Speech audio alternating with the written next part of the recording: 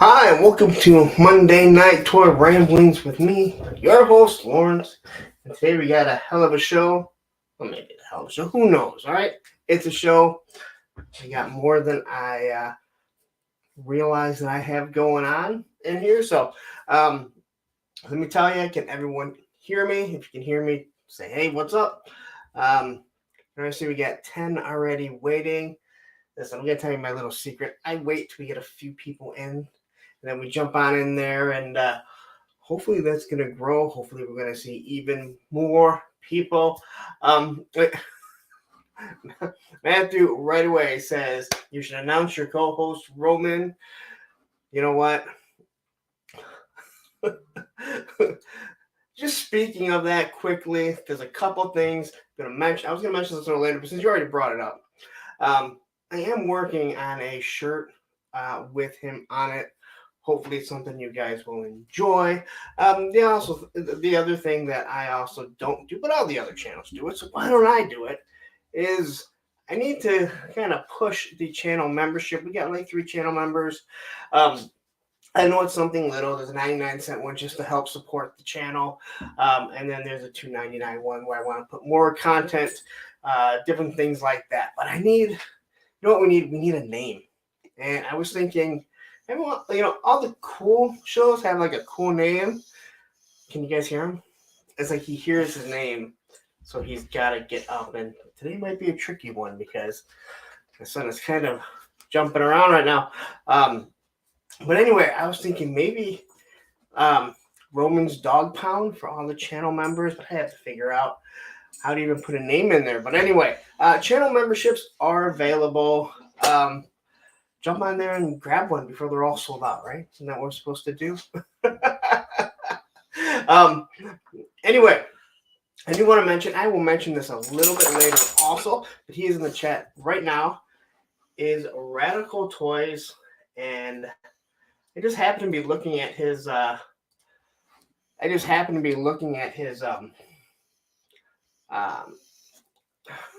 YouTube. He is 10 away from hitting 1,000 to get monetized. And let me tell you something. When I was sitting there that close, it seems like it takes forever. So listen, if you are not on or following Radical Toys, go ahead, jump over there, hit it, push him over 1,000. Because listen, I kind of looked earlier and I saw that he was back down to like 989. Now he's back up to 990. It feels like it just goes on and on and on, and you struggle and you struggle and you struggle. Oh my gosh, come up here already. There he is. We didn't even make it, what are we, not even 4 minutes into the show, and here he is. He hasn't been doing this the whole time that I've been home. Buddy, you gotta leave me alone today, okay? I love you. Look at that. See, he knows exactly that he's on the show right there. All right, get you down, buddy. Go lay down. Go lay down. I think he's going to be pestering us big time today. But yeah, if you don't mind, go over. Listen, we're closing in on 2,000. I think I'm 47 away from hitting 2,000. So if you're not subscribed, which I don't know why you would be here and not subscribed yet, go and hit that subscribe button. It's more or less it's just a status quo after a while. If you watch a show, look, you can see in the background. Look at him. I don't know what he's doing. It's going crazy. But yeah, I talked a little bit too much. But anyway, like I said, the memberships, listen, anything to help support the channel, this stuff does eventually cost. As you heard Toy Habits, like they were talking about it. And again, it's something little, and if you can afford, you want to help out the channel. If not, hit like, hit subscribe, push this out. But anyway, let's just get into the chat right now. Let's say hi to everyone. We got Payne's Toy Samples in the house, Lamont Knight, PCN Games, obviously Radical Toys. We're going to get you over 1,000 today. Ritz Murphy, Super Tisso, the moderator, Matthew Matson, which once again, as I mentioned before, what he says goes, but so far we've had a good group of people. We haven't had to worry about this. We got Bees Battleground. We have a Facebook group user. I think it's awesome that some people are catching this on Facebook. Maybe some people are catching this on Twitter. But unfortunately, I don't know who it is because that's how Facebook does it. Ray Pads is in the house. We got Mr. Wonderful Paul Orendorff. I'm sorry, man. Every time I see Mr. Wonderful, that's all that I see is Paul Orendorff. Cobra Commander is in the house. I wonder if Cobra Law will be here. He missed the show last week and actually realized he missed it.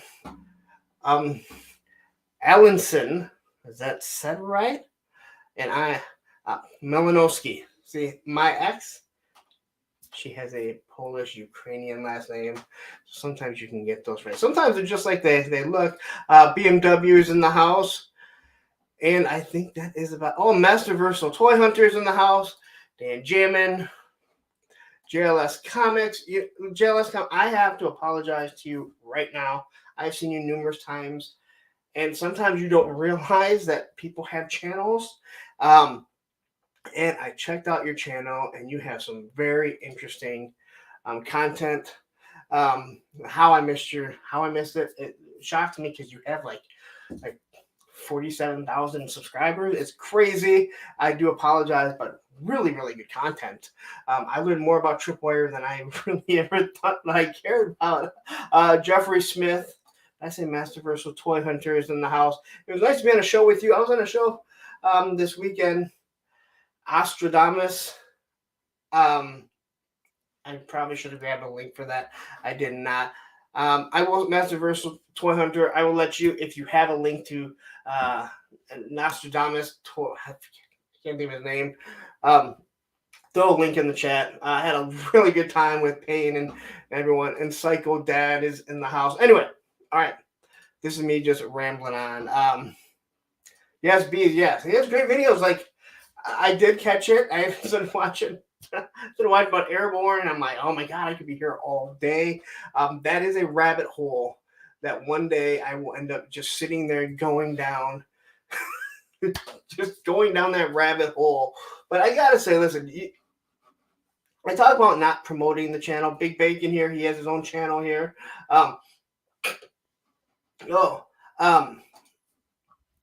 Yes, Astro Thomas Toys. Again, it's a it was kind of a shitty predicament Saturday. Listen, I mentioned before, people don't come here. People don't go into other people's lives to find out, to find someone's channel, right?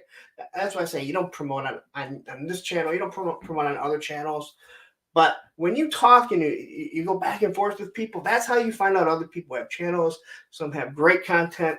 Some have content that's good. Maybe you just don't care for them. It's not a big deal. But hey, you know what? We're all in this big community together. And hey, that's how I think a lot of people found out who I was. Just chatting back and forth, on, whether it be Geek Dead Life or definitely on the Full Force. So anyway. Enough of the rambling here. But anyway, if you haven't yet, and I will talk about it in a little bit, once again, check out Radical Toys. Get him to over 1,000. Matter of fact, I'm going to hit refresh. It's probably going to freeze up everything because, as we know, everything freezes up anytime I do things. Yes, and Radical Toys has actually some nice content. Like when he was on, I was really like, I said, hey, I'll check out your channel. Sometimes people have really bad content that I just don't care for. His was not. It was very interesting. I liked it. I enjoyed it. So anyway, get to that. And Allison has jumped in. And she changed her name again. What happened to your Allison? The retro toy something? I don't know. You had to change your name. So where is it? So anyway, like I said, I didn't want to mention the channel memberships, and then we're working on having a couple shirts, and again, hopefully one will have Roman on it, because I think that's what you guys really care to see, right? No one really wants to see me. I think if I could get Roman talking here, probably do a little bit better. I think we're doing actually pretty well here. So anyway, I didn't pick up very much this week. I did pick up, listen, it was only $8. I know B picked it up. I can't remember the first person that had picked it up, and I was hoping we could make this into a Cobra Commander. You know, changing the head, swapping it out. I didn't realize exactly how much smaller that these figures are compared to GI Joes, but they're just not gonna fit properly. Not to mention the articulation is something to behold. But you know, you can kind of use the cape if you want. You got the dark saber. Cape falls off. You need sticky tack. Probably need sticky tack anyway. And of course, it has a different peg on the back. I'm not even gonna try and stand him up. He won't stand. And then I did get this Skeletor and Screech. Now, I did mention here, I'm not a big fan of his head, to be honest. He kind of looks like it's a skull of an ape. It doesn't look exactly like Skeletor. I don't know if it's the green around it, but I do like the articulated jaw as it moves up and down here. That's articulated jaw. I do like the wash that looks like it's like clay on it or whatever, like it's outside of Snake Mountain. So I really do like it. I don't like the green around it. Just I don't know, but I do think Screech here, and not Screech by from Saved by the Bell, but Screech here is really nice. I actually like this more than Zor. I think it's just something about the purple and the blue. You get this little orange around it, so really sweet. And I think this is something, even if let's say you're not a fan of Masters of the Universe, you could use that or Zor in some sort of like Mythic Legions type display. And again, it sits on this thing really well. I thought when I got the Zor, that thing was going to get knocked over really easily. Would have been nice to see you. I actually picked it up from Entertainment Earth. And when I went to put a link in the video, it was sold out. So I'm not sure if BBTS still has it in stock or the pre-order is still in stock. But yeah, some of Entertainment Earth is really weird. Some of this stuff sells out really quickly and they don't restock it, or it takes time to restock, where BBTS you may wait a little bit longer, and some of their stuff is a little bit more expensive for some reason, but I think they ordered just so much more of it that you're able to get it. You don't really have to worry about it selling out. So quickly, I want to see what I don't get why Hasbro doesn't leave a uniform size among the lines. Their selfie series gets me mad because Marvel Legends is different than class. You know what? I gotta agree with you. Why one manufacturer and the biggest toy company of all doesn't have the same scale for their 6-inch figures? That makes total sense. But I didn't even think about it till you just said it. The selfie series. That I guess you would have, your classified scale figures would be different than maybe your obviously your Star Wars ones, but your Power Rangers and your Ghostbusters, and I mean, don't get me wrong, I'd be more aggravated if the face sculpt would look absolutely like nothing like me. But it is a whole another can of worms right there. But yeah. And then quickly, I want to mention this. I know there's been a lot of talk, and I don't want to be considered a shill or a Hasbro, but there was all the talk about what happened with Wizards of the Coast, which is owned by Hasbro, rating that YouTuber for his magic cards. Now, I haven't really looked all. Allison, are you saying I look like Falcon? That I would look like Falcon? I don't even think I'm that ugly. I mean, I ain't that pretty, but so you guys have probably seen all the stuff about the YouTuber that was rated, and I haven't really looked too much into it. I know there's a lot to it. I'm not going to get into it, but earlier today I was watching Displaying Model Behavior. Check it out. His latest video, I think I think it's after a week now, or close to a week, that things have calmed down. I think maybe some things have changed. Obviously, It still seems a little overboard to me what happened, but hey, you know what? Go check it out. It is a really good video, and he even admits, "Hey, I jumped the gun. People want to get clicks out." He admitted he wanted to get clicks out, and that's what he did. And he said he even took down his first video. So, gotta say hi to Tony. I want my Roman with Toys T-shirt. Listen, I might have to just send you my daughter's phone number, and you can harass her. Although that would be kind of creepy. And Action Figs, nice to see you in the house. I love the community that we're growing. Like this, we just rambling on for 15 minutes. And then Machine Man says, "Not sure emailing, calling, and knocking on the door is a raid." Again, again, there's so much that went into it. A lot of jumping the gun. There's no doubt about that. So, and today I have my Taco Bell pop. So, no Aldi pop for me. All right.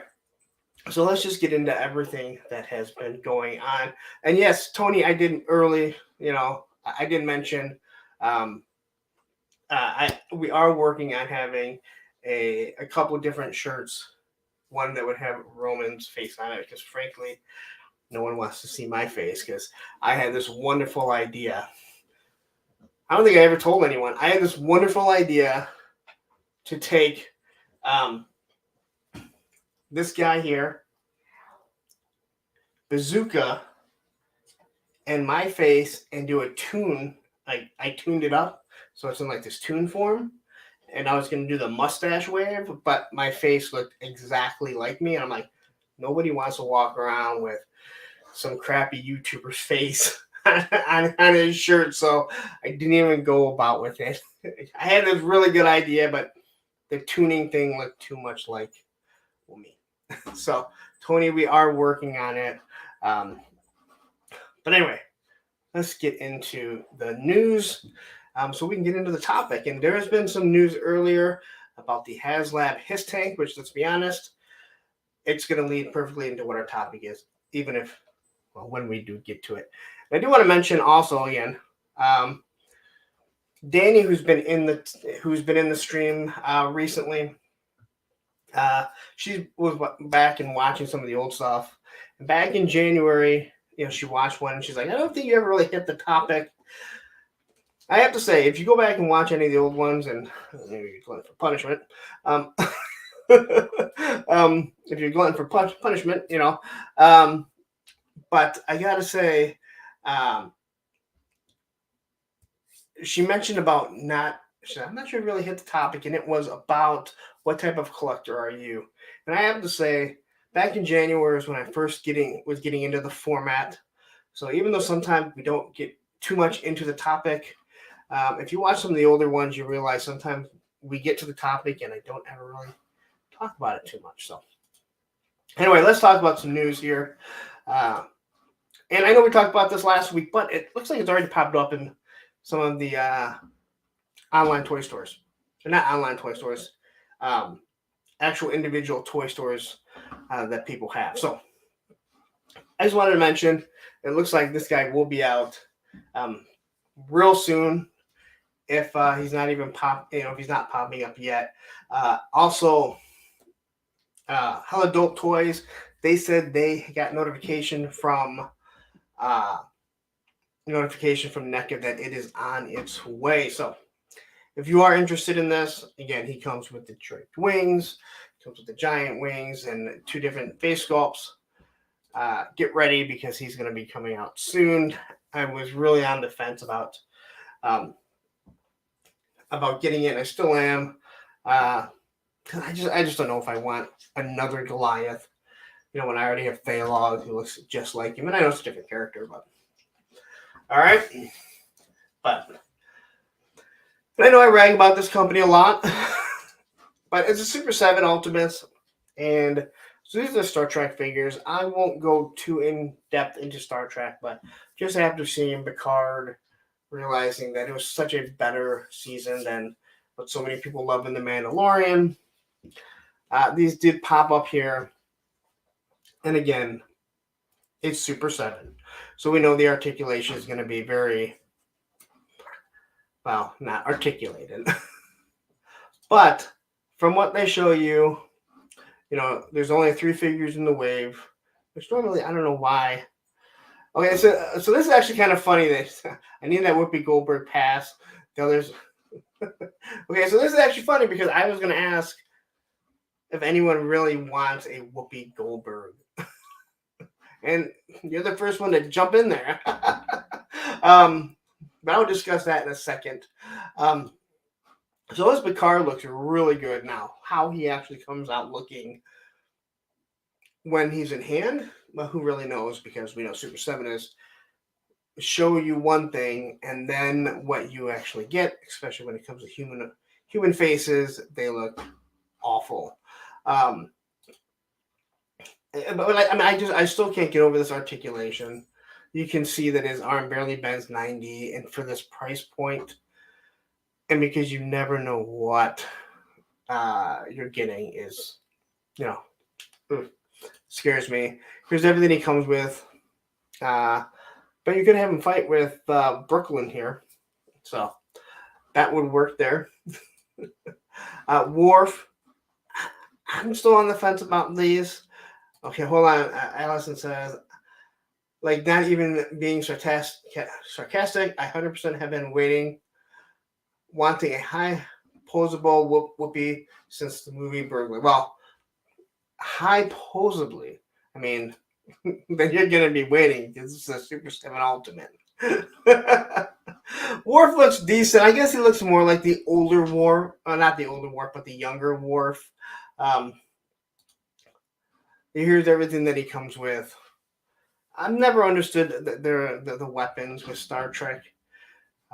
If they're all these phasers, why don't they just all have the same power source? But there's probably some logic to it. Then you get to Whoopi. Now, I don't really have a problem with Guinan, to be honest. But it kind of goes to what a lot of people say when it comes to Super 7 stuff is, do I really need a Guinan that's costs $55? Probably not. I don't even remember her using a weapon. I'm sure that she did. All the other stuff is actually kind of cool. The tray, the drinks, and different things like that is actually pretty cool. But like this is a type of figure that you don't need a gun for Guinan. You really didn't need two faces. You could probably just do one face Super 7 and do a $35 figure with a couple. Not right now, buddy. No. But yeah, I like this is where I think you could cut your costs. Go down a little bit. And give some people some stuff for a decent price. I want 18 figures in the van 6-inch scale. See, that right there, I gotta say, right there, that is something where I say a vehicle could work because you wouldn't be buying a bunch of vehicles. You'd want 4 main characters. I would want those 4 characters. And the 18 van, which would probably be a little bit smaller than the H.I.S.S tank, to be honest. But yeah, that would be an awesome. Maybe that should maybe be a topic one day. Movie or TV lines, small lines that we would want. Let's see here. JLS says Michael Dorn is a nice guy. Met him at a con once. You know what I remember most about Michael Dorn, other than that he was Worf, I didn't even realize this till you look into it, is that he was on Chips, another 6-inch line. And I wouldn't even go online. I want John and Ponch, obviously, with the motorcycles. Again, another perfect line that you could get with getting away from motorcycles. We know that Hasbro stuff loves their 6-inch motorcycles, right? All right.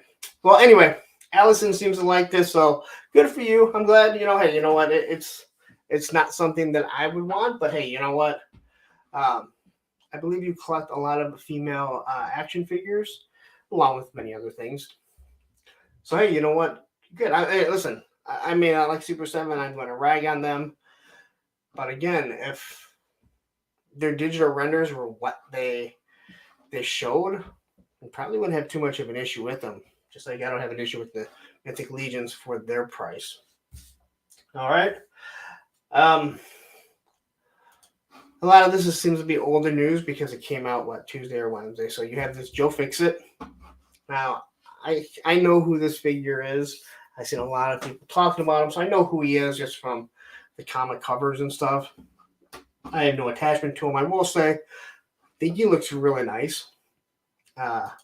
He's got a Tommy gun. I would assume that Tommy gun is has to be thrown in water and expanded, like those little dinosaurs and stuff that we used to get as kids, and you throw water on them and they grow. But I think it looks good. It's a giant buck, that's for sure.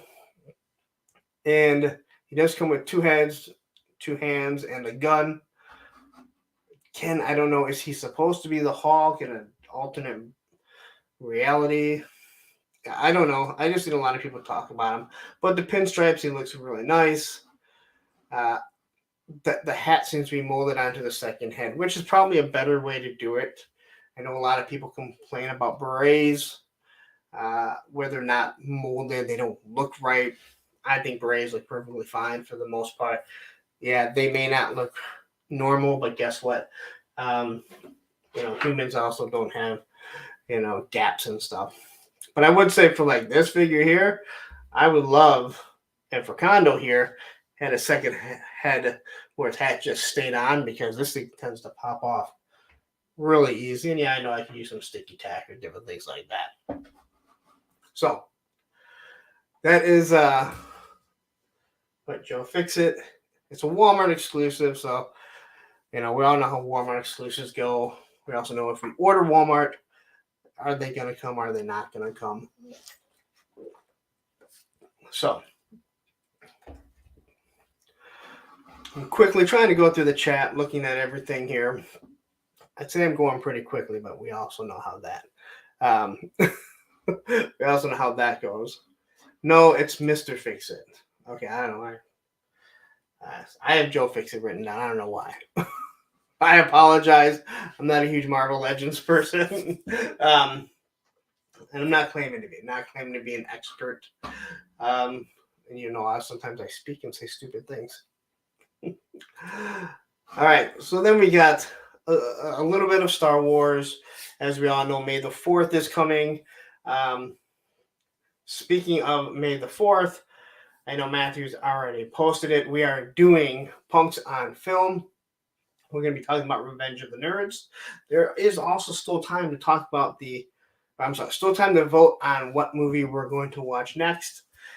Police Academy is in the lead right now. Matthew, I didn't even realize that it was May 4th. That should have been the day we did the Troops special, the Star Wars Troops on YouTube.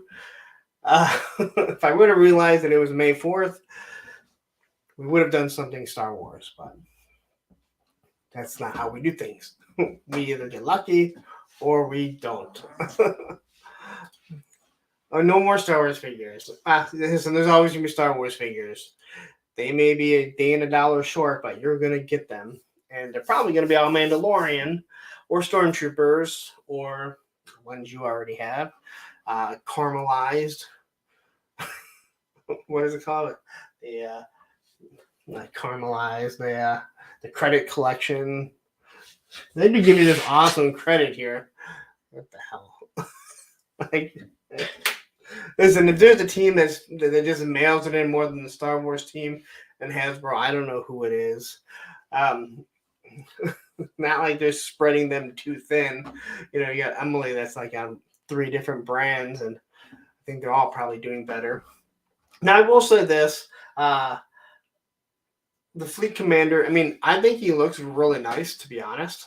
I'm not going to run out and grab him, but I don't collect Star Wars either. I think it does look nice. It looks pretty true to how he looks for the most part. With the helmet on, it looks really nice.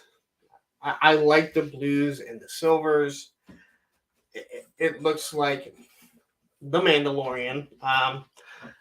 Let's say that. Just not all silver. And let's give a shout out to Sarge and Red Vintage Toys. I pick up a lot of my stuff here in Michigan. He is in Utica, not Shelby. He gets kind of upset if you say that it's in Shelby. But check out Sergeant Reds on Instagram and on YouTube. And if you're in the Michigan area, you got to go by there. Really nice guy, easy to talk to. And you'll also notice when you're there that the cartoon image of him has a really, really thin waist. My daughter likes to point out he doesn't have that thin of a waist these days.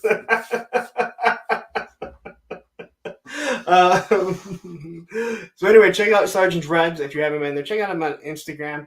He actually has some of the McDonald's playscape things around his. That's probably why he knew that I was on, because I just sent him that picture of the hamburger little playscape. And here's the back of the Fleet Commander. Again, looks nice. It's Star Wars. What can you say? I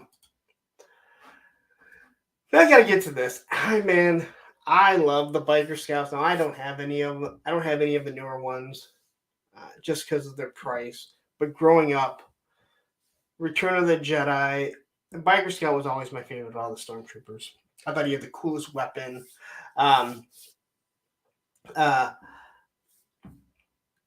He had the coolest weapon. It sat on his ankle. He was just different, and I absolutely loved it. The price of these things, again, this is a Hasbro thing, and they are giving you, I guess, a decent amount for about $45, I guess. But I do like the speeder bike. He comes with Grogu in a little pouch, because that's what we need, more Grogus. But he looks really nice. And it comes with a stand, so you can make it look like it's flying. You don't just have the feet sitting on the ground like the old one. But I like this. This is one that I would actually think about maybe picking up at some point, just because I like this the Biker Scouts. He isn't changed any from Return of the Jedi for the most part, other than he's on Tatooine in this part. I don't remember. Some of those seasons start to blend it together. Then you have Grogu kind of, again, hidden. Again, I'm so over Grogu. And he's got his little, there's his little blaster here.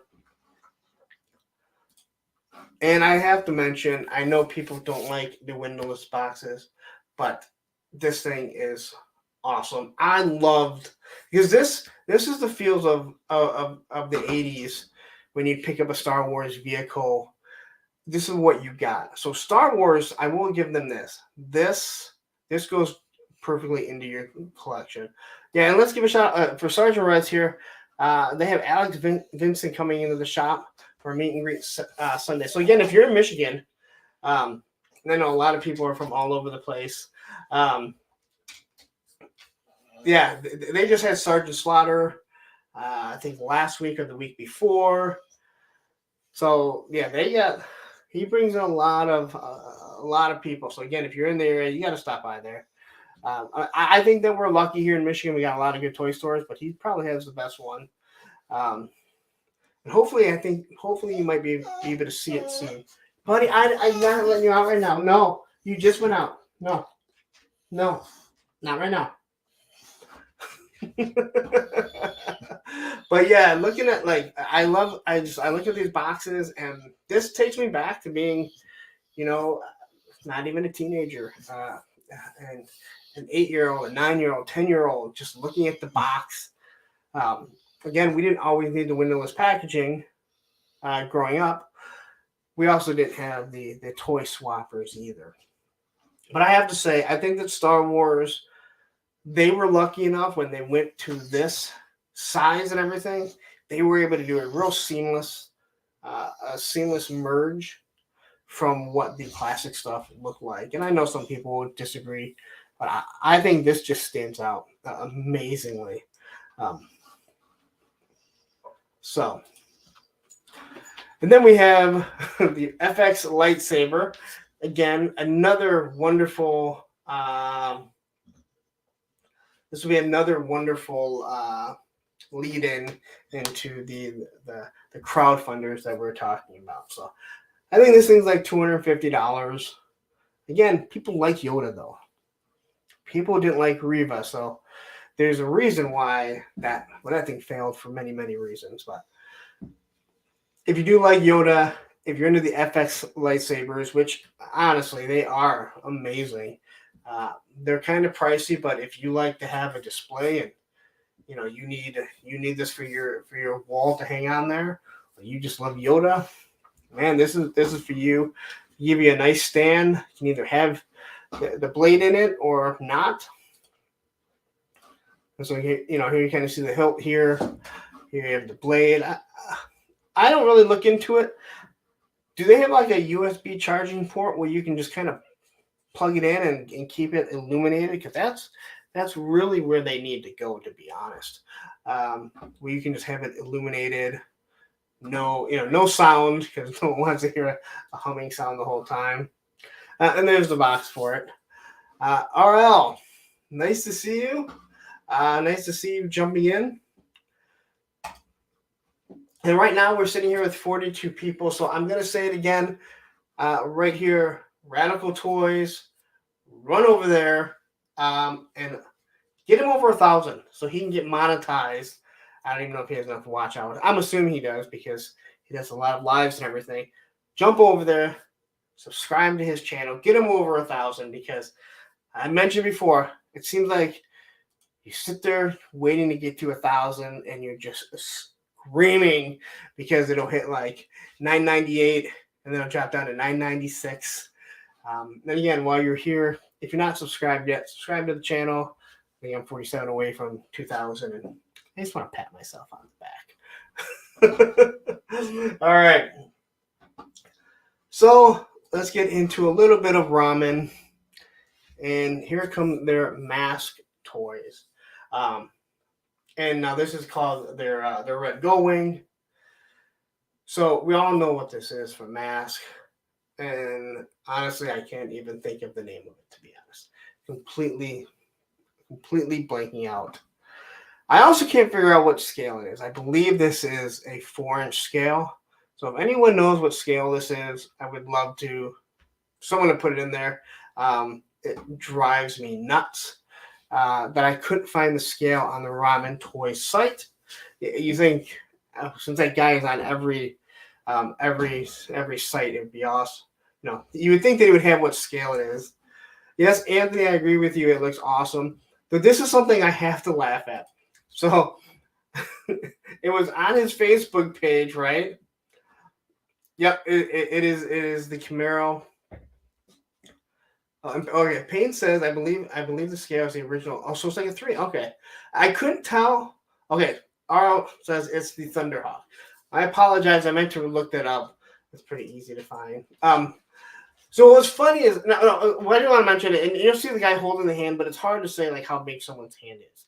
If you saw me holding something, like a vintage G.I. Joe, you'd probably think that it's 6-inch because it would look huge in my tiny little girl hands. I mean, female hands, or I don't know what to say. I might insult someone. But on the Facebook group page, someone had posted this, or they had posted it. People were talking about it. Some guy literally makes a comment. He says, "Wow, that looks great, but the stickers make it look like a toy."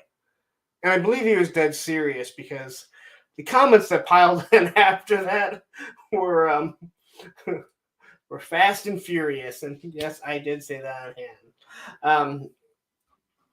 Payman, you have no idea. You have no idea. Like, I have tiny little hands. I'm not ashamed of it. It makes other things look bigger. So here it is with the wings out, which looks amazing. This thing looks really, really good. It's $175 for pre-order, but then again, the shipping is probably going to be close to $50 or so. But if this is what you've been waiting for, and since Hasbro is not not putting it up, they're not doing anything M.A.S.K, which makes no sense. So, but the inside, I mean, a wonderful display. I mean, this is like Knight Rider right there. Like someone needs to do a wonderful, wonderful looking Knight Rider.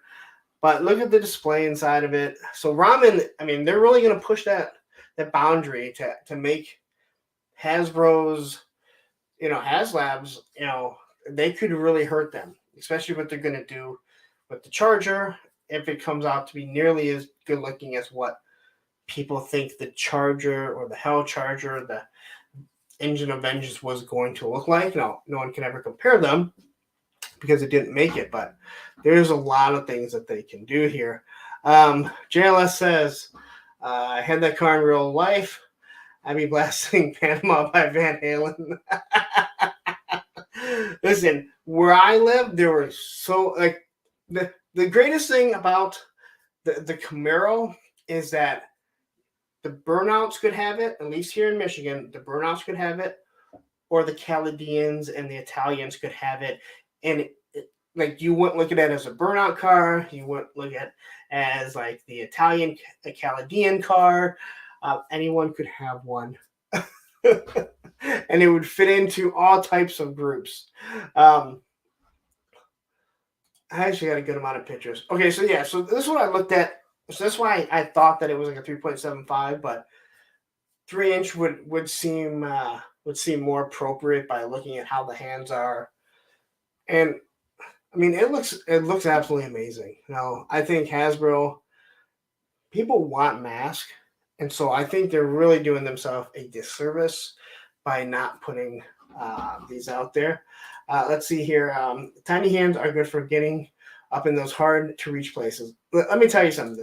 Working on copy machines, I struggle, and then I look at some of the bigger guys that I work with, and I wonder how the hell do they do it. So yes, believe me, guys, I'm not afraid to admit that I have small hands. But again, I'm like 5'4". All right, I'm like 5'4".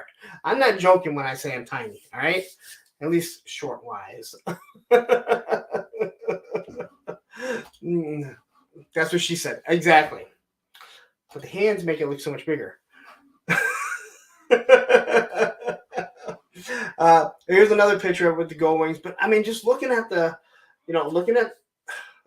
lights, I mean, this thing looks really, really nice. But this is, you buy this and you might be going down, you might be going down a rabbit hole. No, I am 5'4" on a good day.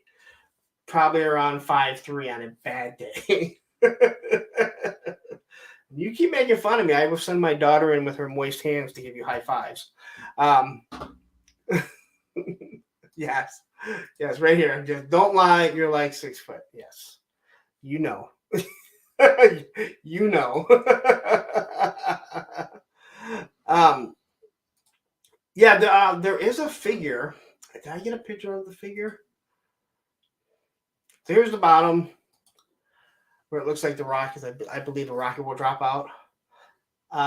There was a picture. Did I not? I don't think I actually got it. I don't think there was a. There is a figure with it. So there's this mask. Yeah, I did not. I have to apologize. I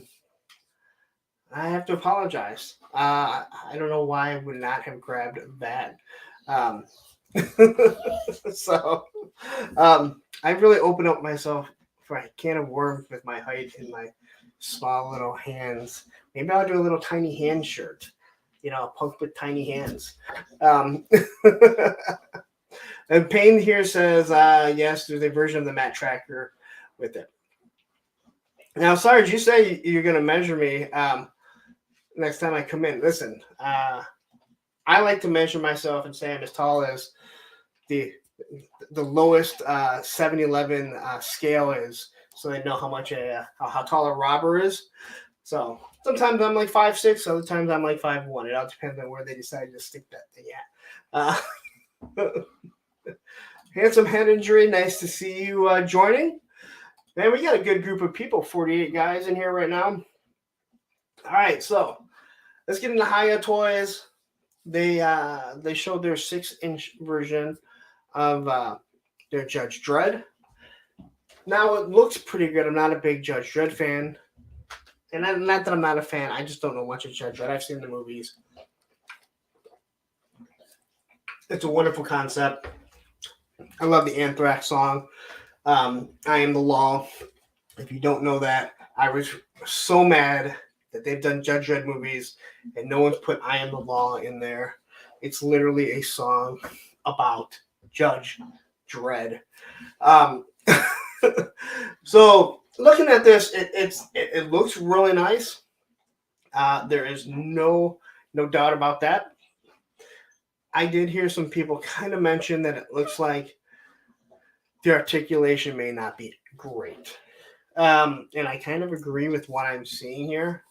Now, it may just be the overlays and how they're looking, but it doesn't seem like it has a lot of articulation to it. What kind of articulation? We're going to go through and see.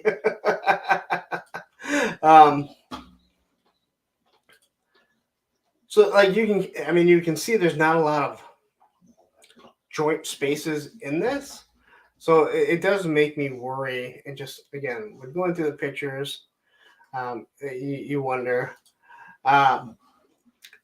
B says, I have the Higher Predator. It's all right. I'll be picking up the Joes for sure. I actually have the 2 Joes on order through someone that lives out of the country.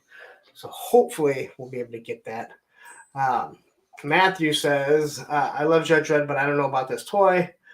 Yeah, I think it looks pretty cool, but I don't know how close it stays to Judge Dredd. They seem to do some really nice detail. There's a giant zipper, I know that.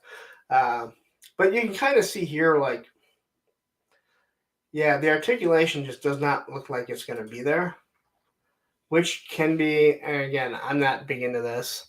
Judge Dredd, so I don't need to worry about jumping on this one, but it's there if anyone is interested. H.I.S.S seems to be doing some really, I don't want to say off the wall stuff, but they're giving people a lot of things that they want that the bigger companies aren't doing. So it's there if you want it. The real reason why I want to show H.I.S.S was because of the next figure that we're going to show. So here's everything that it comes with. Now, the fact that he stands at 6.2 inches, well, I guess that kind of works with the next figure, considering he's played him. So last week, I talked about this Rambo. I thought this was a 4-inch scale. This is another 6-inch scale that comes from, this is from Rambo First Blood Part 2. Again, that doesn't make sense. That's like calling someone Junior the Second. It's First Blood Part 2. So Kenny Potter says it has Super 7 articulation. Again, for me, RL, you just said it, and I'm going to get to that in a second there. Like I said, I don't have an issue with Mythic Legions who have, and I just started picking them up, don't have the greatest articulation. But when you look at their sculpt, their paint, they're so just, if they're dead on, they look so good. When I see Super 7 for the price that they're giving, you don't know what you're getting. You don't know how it looks. It bothers me. So, RL right there says that face. I'm sorry. Now, I have the first one on pre-order through BBTS.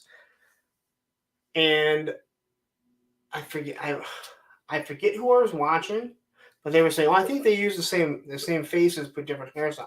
I don't think so. Now, as I scroll through these, I have some issues, and I wonder if they just did not take the time to pose him, because the AK looks like it's butted up against his bicep rather than against his shoulder, which makes me wonder, can you even get him in like an actual firing position? Because that really kills it for me. If you're going for something that has good articulation. This here, okay, it looks a little bit better. Again, the face is awful. This face and this face look more like Weird Al Yankovic in UHF playing Rambo than actually Sylvester Stallone as Rambo. Now, if you said this was, the UHF version of Weird Al, then I'd be like, I'm all on board because that's what it looks like. But these are two different faces, and I think they look awful. And then this face too. I don't think it looks good. And it has me questioning the one that I had ordered, and we're going to get into that in a second too. Radical Toy says his face looks off. No, I agree. Like that's like that has me the whole time. This has me wanting to cancel the first one, which I actually think looks better. But now I'm going, well, is it going to be the same? Allison says Super 7 used to be dependable for quality figures, but the last 2 to 3 years, the quality has gone downhill. And yeah, and their prices seem to go up. And they're always on clearance. Matter of fact, since we're on it right now, if anybody needs the Super 7 Wave 1 Ultimate G.I. Joe line, they are $165 in stock right now for all 4 of them on Entertainment Earth. And if you use my code APUNK or EEToys/APUNK, you get 10% off. So you can get the whole wave shipped for like $155. So if you've been waiting on those, go ahead and grab them. Because, or you can get 4 bats for the same price if you want to army build the bats. So, RL says, I saw something about the jacket. Yeah, the weird jacket. So you can tell that they tried to do the jacket, and it looks like it's really stiff, like a canvas jacket would be. But when you put it on something this small, it's gonna kind of do that. It's Murphy. You can always throw Falcon's head on him. Poor Falcon. He didn't do anything to deserve that. Not his fault. Oh man. So here's everything that he comes with. And again, we're looking at the faces. It just really bothers me. All of them, they don't look. Now here they don't look as bad. And this is what has me really worried about the other one. So this is from First Blood, and I think this looks way better. It doesn't look exactly like Sylvester Stallone, but I think it looks much more like him than what we previously saw. There's a more stoic face here. And this face looks, this could pass as Rocky or Rambo. Yes, I know they're the same actor. So yeah, I can see why it could pass. But yeah, see, I agree. Like, yeah, this looks better. But that makes me worry, like, which one, like, how could you screw up the face and have 3 faces that look decent? All right. So now when I look at this, I'm kind of like, you can see the yelling face here. It doesn't look bad. Now here's everything that First Blood comes with. Now I like this set of weaponry a little bit better with the M16, the M60. So here I put these side by side. Now looking at them like this, they look like maybe they are the same face, but those product images that they showed do not. I cannot zoom in. Well, maybe. Nope, I can't. No, you can't. At least I don't know how to yet. Or can I? Well, I can zoom in for myself. No, I can't, unfortunately. Now I lost everything. Oh boy. I messed up my screen trying to zoom in here. Oh boy. Hold on, guys. I made a huge mistake. Now I lost everything. Oops. All right, you guys got to bear with me because everything went out of whack on me.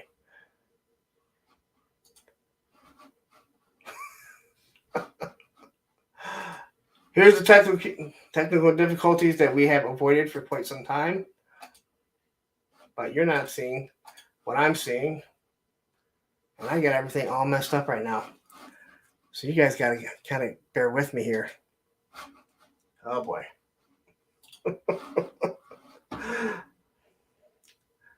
Give me 1 second here. Because we've jumped ahead. I got to figure out. I went to zoom in and everything is really, really jacked up on my computer.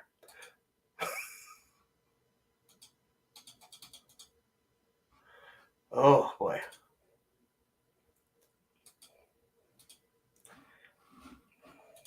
All right. I fixed it. No, we will not be zooming in anymore, attempting to zoom in on anything.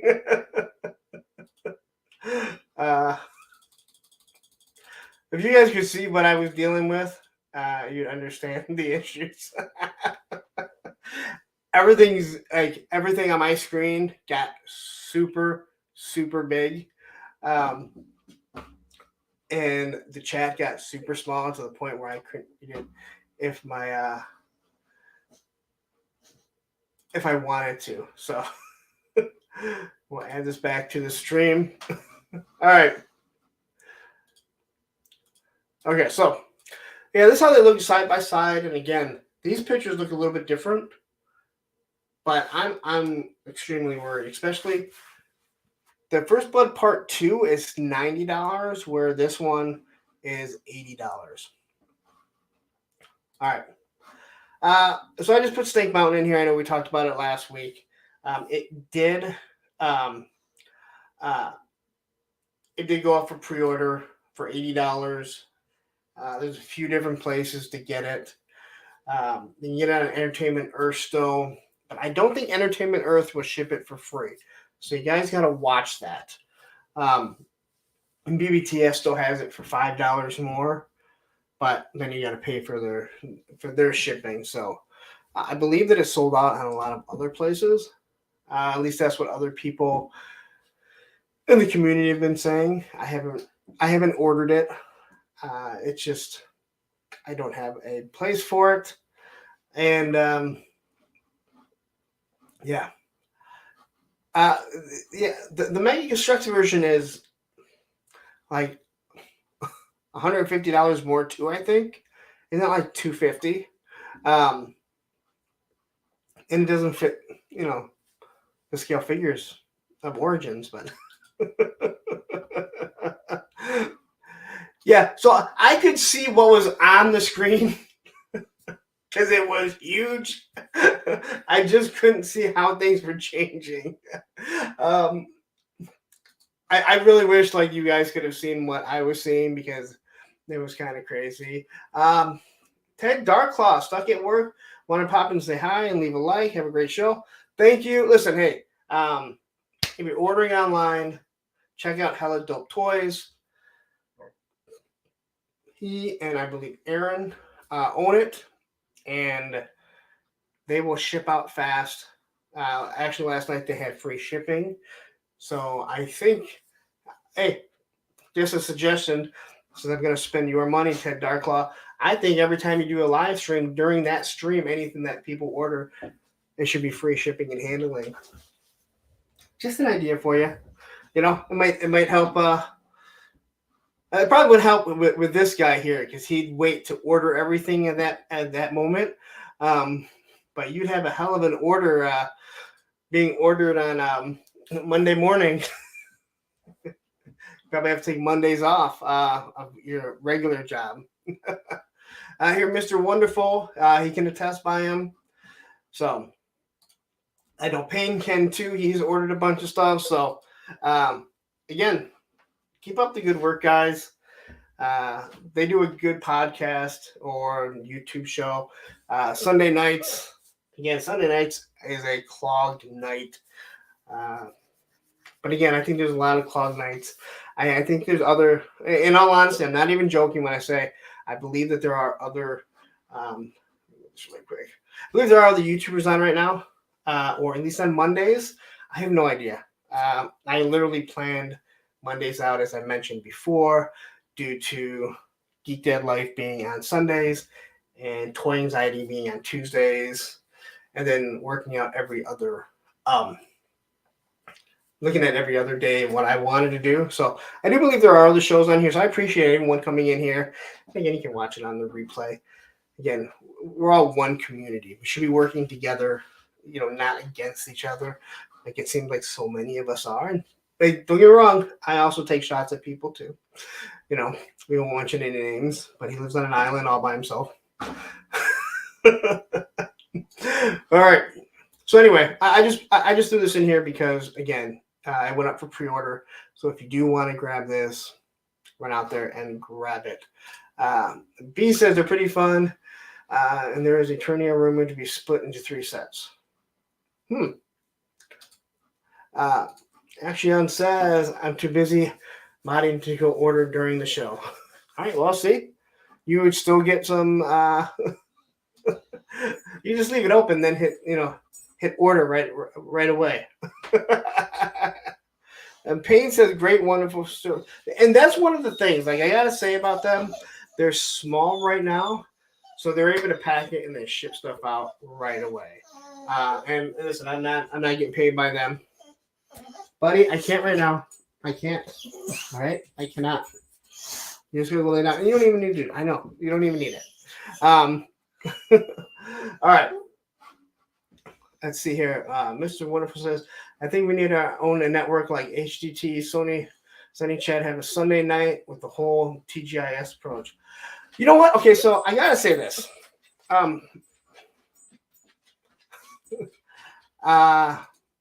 Yeah, so I think Sunday night is a horrible night in many ways, and that's because I mentioned before I think Geek Dead Life is a juggernaut. I absolutely love Geek Dead Life, but I thought it was a good idea. But it seems like all the shows are running over each other. Where if one got one ended and went right into the next, then you have what you're saying, Mr. Wonderful, and I think that runs awesome. B, yes, my nemesis. If you guys don't know the story, my son has proclaimed B as my nemesis before I got to know him. Not that I had any issues with him. It was just kind of funny that I kept looking at his videos going, how does he get so many damn views? Like, not that I had a problem with you getting views, but I'm like, what? How is he doing it and mine aren't? I just want to know. Payne, yes. I'm doing Friday shows now. Lawrence is gonna have to come by for 23rd. Hey, dude, you asked me, and if I'm free, and I missed.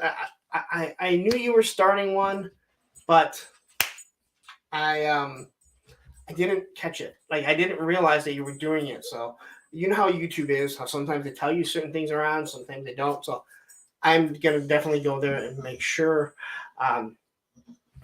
Again, I actually enjoy listening to you. You're very knowledgeable on the different things that you're doing.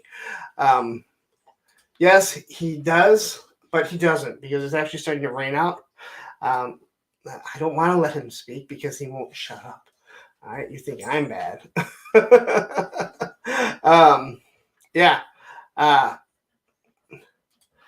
And I love Monday nights with Punks and Friends. Hey, you know what? I appreciate every single one of you guys being here. Everyone that supports it, from the likes to the shares, to the members. It's great. It's just fun. Like, and again, there are a lot of people in here that look at this as competition. It's not competition, man. We're all a bunch of dorks that are just watching like toys as adults that can buy what we wanted. But yeah. Okay. So enough about that. And again, I'm going to mention again, Radical Toys, have you jumped over there yet and hit that subscribe. Get him over 1,000 before the end of the stream, which we know probably is going to go for another 2 hours. Man, I got another 2 hours to go. Whew, man, oh man, that'll be a short one compared to Chad's 4-hour marathon stream that he did. All right, so next is Destro, and I threw Destro in here because it sounds like he is getting ready to ship according to M.A.S.K. And I have ordered him through BBTS, so I'll probably be waiting a little bit longer. But I've only had one M.A.S.K in hand, and it broke. It was not mine. It was my buddy's. He lets me review stuff. He 3D print stuff for me. The leg had broke, and when he asked, when he got the replacement, he said, "Do you want to review them?" I was like, "I don't even want to touch it. I want to touch another one of your $100 toys, and it break." But this Destro, I did order. I think he looks absolutely amazing. I mean, I'm not a fan of all the head sculpts, and I know people are tired of like the regular figures, but this figure just looks top notch. And yes, M.A.S.K, their figures, they make them look awesome. Now, when you get them in hand, are they different? Well, I haven't heard too many bad things about M.A.S.K. I know recently, sounds like there's been a few issues with some of the Conan stuff and different things like that. So, I mean, for me, I think he looks awesome. I like this head too. Quickly, I want to say hi to Eternian Eclipse. Nice to have you in here, man. We have 50 people right now, so good show going on right now, guys. I love it, dude. I love it. A lot of chat going on here. Hit that like button if you haven't hit that like button. Hey, if you have an extra 99 cents, become a channel member. We can see what we can do with that. Let's see if we can make Roman's Dog Pound a thing. Maybe you guys don't want that name. Maybe you guys don't like that name. Yeah, I think this is going to be my first M.A.S.K also. I've looked at a few others on BBTS when I'm like, okay, do I want to spend $90 on a figure right now? Yeah, hit the like button. It doesn't cost anything. Exactly. You know, that is really what tells the YouTube algorithm. It pushes it out. And I mentioned before, I would be, if I sat there and going, oh, I didn't realize that the show's growing or that the channels are growing, I'd be lying. Like I watch my analytics, I see what's going, I talk to you guys, and I love it. I love what we're doing, and we definitely are growing. And eventually, we'll be our own little juggernaut chugging through on Monday nights.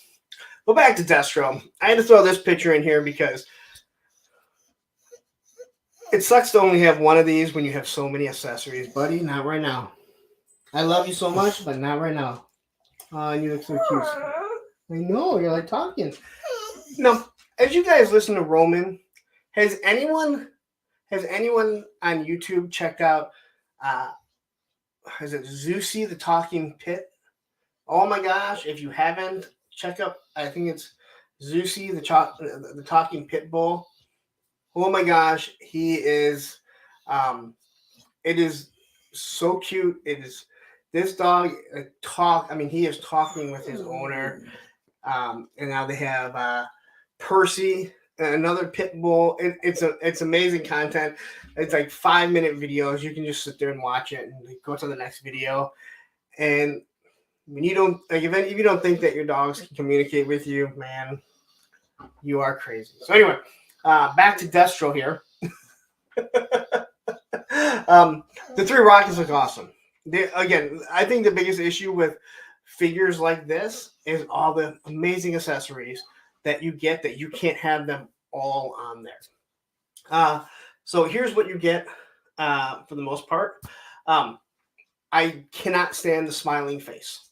That face will never be used because I just think it looks stupid. But you look at the rockets, then you look at the glove with the rockets that are housed, all the different hands. Again, these are not real weapons, but I don't have a problem with it, considering he's supposed to be an arms dealer. But just looking at that outfit, it looks so sweet, and I cannot wait to see how it scales with the classified figures, how it compares to the classified Destro. And again, I'm not expecting them to be on the same quality level, but how they look together. Let's see here. Fight in code names. Punk, I mostly catch the replays, but you have come a long way. You're doing a great job. Thank you very much. Like, that means the world to me. I know, listen, I know I ramble on. I know, because when you're doing a show on your own, you're going to have things to bounce off it. So you have to watch your analytics and, see the group or see how the chat's going and see how many people are watching. But fighting code names, that means the world to me, because Matthew and I talk a lot. And I once said to him, hey, I said, if I'm not growing, like, is it wrong that if I'm like in a year from now, if I'm still only getting 20 viewers, like, is it wrong to think like that I'm not doing what I want to do? Because I definitely want to grow. I don't want to become, just talking about all kinds of things, just rambling on. Well, I mean, ramble on, but I want it to be. So that means the world to me. Thank you very much. Again, I can't even explain. And Mr. Wonderful says, I enjoy the general conversations. Yeah, and again, it gets harder. I want people to understand, if I don't read your post, your comment, if I miss it, I'm not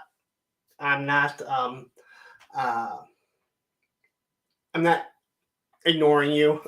No one's done anything that's causing a problem. Matter of fact, we've seen a lot of, if we really think about it, Matthew, we've probably seen a lot of people that have already come and gone, that YouTube probably stopped sending them out notifications.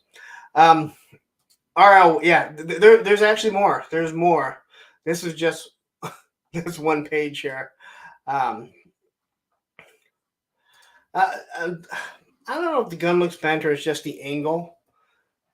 Again, I'm more concerned with when I get a classified figure and it's bent. So you have the briefcase.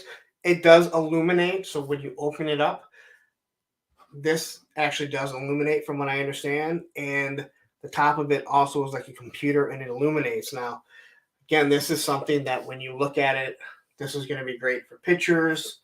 Now, I would love to have a small little cord that you can kind of plug in, and it would always be up, considering like my figures, the shelving that I have LED lights underneath them. They're so cheap now. They're always on. I have, the LED lights that sit on my aircraft carrier, on all the time. The LED lights that are behind my bed, on all the time. And LED lights all over my damn house. The ones behind my TV, on all the time. They use so little power. So it comes with this wonderful briefcase, and again, kind of like the classified one, but better. And then you have the gun inside here. And here's the gun that is inside there. So it connects to be, I guess, kind of a sniper rifle. I really wouldn't call it a sniper, considering it's more like a laser blaster. Definitely looks like something that we might see in Star Wars. And then I have to mention, I forgot to put it in here, that last week, and I actually did post it on Instagram, according to Hasbro, and I haven't even checked to see if I've been charged yet, it sounds like the first two Walmart figures that Bees Battleground already has are supposed to start shipping from Hasbro Pulse. So if you've been waiting on those, if you haven't checked, the Storm Shadow and Zartan are supposed to be shipping. I think it's Storm Shadow or Zartan, I think. They're supposed to be shipping really soon. I don't know about the Walmart, Walmart instantly charges because I use a PayPal credit, so they just instantly charge it. So I know I forgot to put that on there, but if you're waiting on those, we should be getting those pretty soon. Hoping they get restocked with Storm Shadow. Didn't they just have them up there? I thought they just had them up on Pulse. So, oh wait, Walmart shipped my Zartan and Storm. Ooh, I need to go check now. I can't do that while I'm talking. At least it was paid for right away. So I don't even check. Let's see here. I need that Storm Shadow to get here now. I keep getting yes. But Matthew, why is he the only one that keeps going down in price? And when we go down on price, I mean, he's gone down like 5 cents, but they keep crediting my PayPal by like 1 cent every couple weeks because he goes down a little bit in price. All right. So on the Full Force, they talked to the G.I. Joe team, and I'm briefly going to talk about this, about what the Full Force did, and specifically the Full Force video. And we're going to leave it at that. And I thought Chris did a really good job. I know a lot of people consider him a shill, but I thought he does a really good job. And he does have he has a very personal relationship with Lenny and Emily, and I think some of the other people at Hasbro. And whether or not he has, I know he talks to Boss Fight Studios because his wife works there, but he is a really good interviewer. I know a lot of people call him a shill, but he's just doing a job, and I think he did a really good job. So he was able to get them to confirm that the Arctic Bat is real. Not that we didn't know that it was, but the fact that they confirmed it, and let's be honest, these bats look so awesome.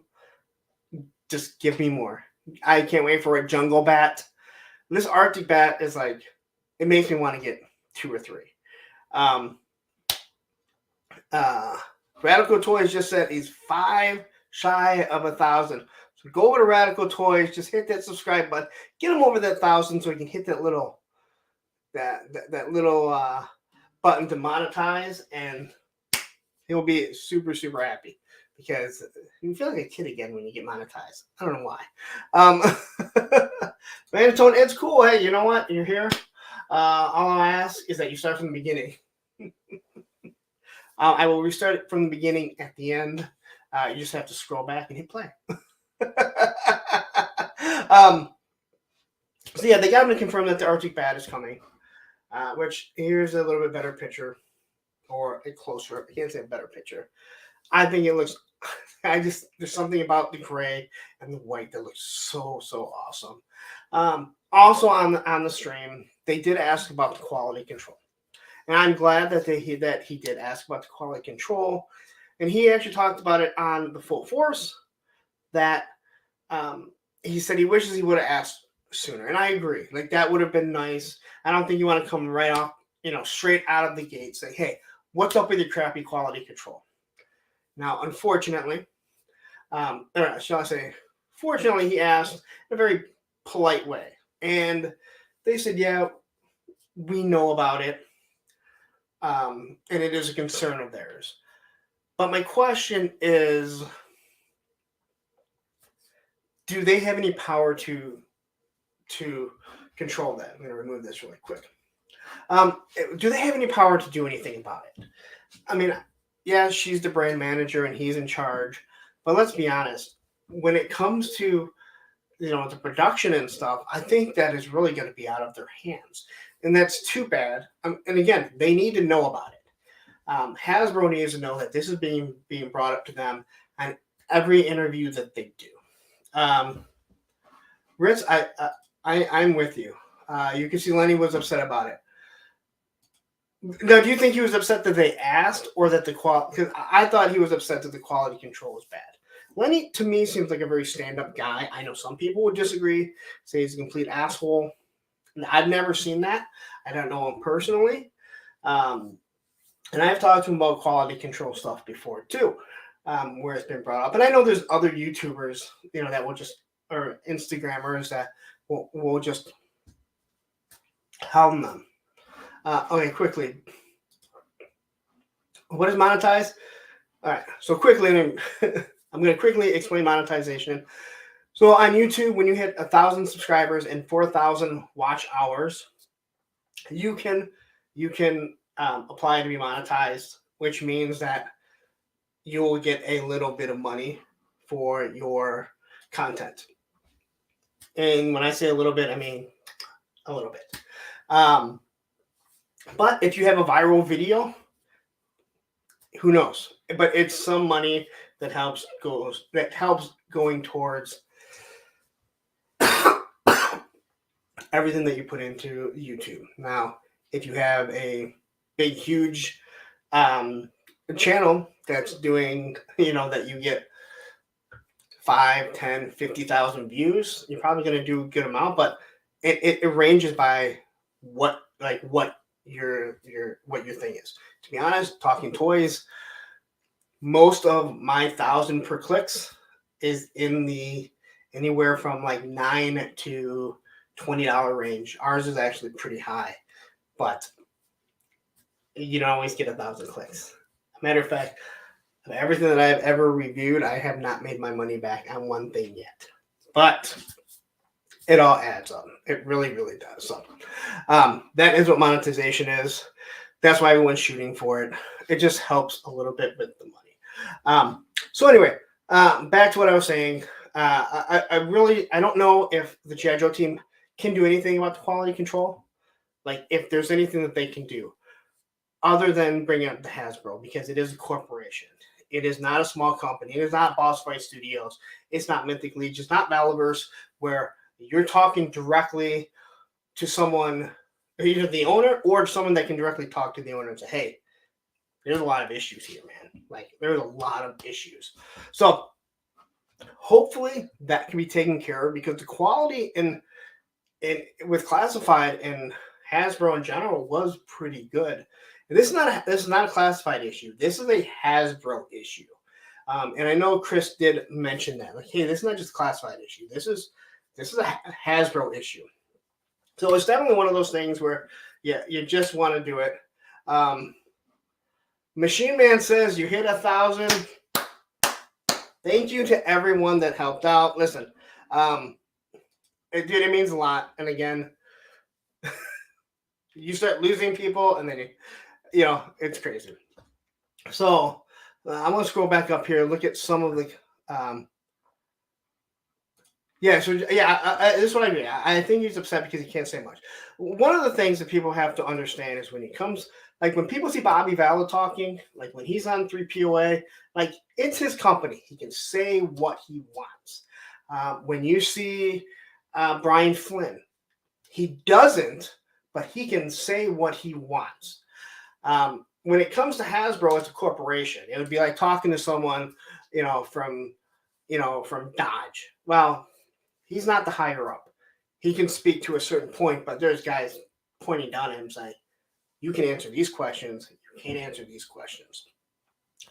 And that's an unfortunate thing. Hasbro has been so money grubbing, but I think they've really started to take a hit. Let's see, he was just upset about the QC issues. Yeah, because he specifically said with windowless packaging, we have to be better. And they were worse. And again, not G.I. Joe, Hasbro in general was worse. Cornelia says, nice to see you jump in here. The reality of the situation is Chris will never ask Lane and Emily any probing questions that will make Hasbro look bad. Well, I mean, it depends on what you're trying to get out of them. I mean, asking about the QC in general, other channels didn't do it. And you do have to submit a list. So the question is, and this is a question with everything. And when I was deeply involved with a sports station and message board in Detroit here, People wanted them to ask the Fords, why won't you sell the team? Well, they're not going there because they already know the answer. They're not going to sell the team. So why are we going to continue to answer that? It's like the Hooded Cobra Commander. They cannot say it. They cannot say the issue. I posted about it. You can find it all over line if you really want. So the question becomes, and you can look at this either way. And I'm not mad if someone says, well, then you shouldn't do it at all. Or, okay, it makes sense. So you're told that you can ask specific questions. The question you have to ask is, do you want to ask certain questions that people want to know and that you may want to know, knowing that you can't ask certain questions? Or are you going to say, well, you know what? If I can't ask anything that I want, I'm not going to ask anything. It kind of depends on where you fall. And I'm not mad if one person leans one way or the other way, but that's how all media works. It's not just that. And again, I believe hard questions need to be asked. They asked about the QC issues. I think he should have asked it earlier, and he agreed. Unfortunately, he didn't. Mr. Cheeseburger, this is the first wave of multiple QC issues. When Joe started mailing out directions how to heat up their toys before you use them, we can talk about QEs. Okay, Mr. Cheese, I like you. You listen. You have conviction, but I will say yesterday and Geek Dead Life, man, like that $5 super chat that you sent to ask John about if he's going to sell Hasbro stuff in his store. If you wonder why people think you're trolling, that is the reason. I'm not saying you are because I've seen you enough here, although that was a huge troll job. Heating up figures, you may think that is an issue, but it is not. I have plunder links up there that on the box, it specifically talks about you may need to heat these up. Mythic Legions come with something, a thing in it, talking about how you might have to heat it up. The reason why you don't get that with Hasbro products, and I talked about this before, is they're for 4 and up, or 3 and up, where NECA, Valaverse, Boss Fight Studios, Four Horsemen, they're for 14 and up. They're for adult collectors. The plastic is completely different. So I understand what you're saying, but heating up figures is nothing. It's normal. It's normal for a lot of the high end figures. So I'm just saying it's not that big of a deal. I think you really jumped on that grenade of heating up the figures. Where Valaverse had the issue was that Bobby bashed other companies that did it, and then he had to turn around and do the same thing. That is where that stems from with Valaverse. Viper Scout, nice to see you. We were talking about, Biker Scout earlier. It's close to the Viper Scout. I'm pretty sure it's from the factories they brought online. Possibly. I mean, it's hard to say. Like, you can feel it in... Like, I don't have an issue with Zoran, but I'm not stupid enough to go, well, I don't have the issue. No one does. I've seen more than enough videos.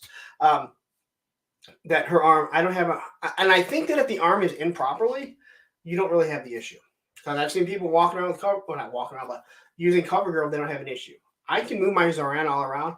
Her arm doesn't pop out. But I think once the arm pops out, that's when you start having an issue. Hasbro's taking big hits from D&D, Magic, and toy fans. They're losing the goodwill of the community. They are. Yeah, there's so much that's going on there. Cornelia says, hey, Lawrence, you heard that Devon Adventures, another Joe movie is in the works. I don't know about you, but I would never go to a Joe movie. I actually just read that shortly before.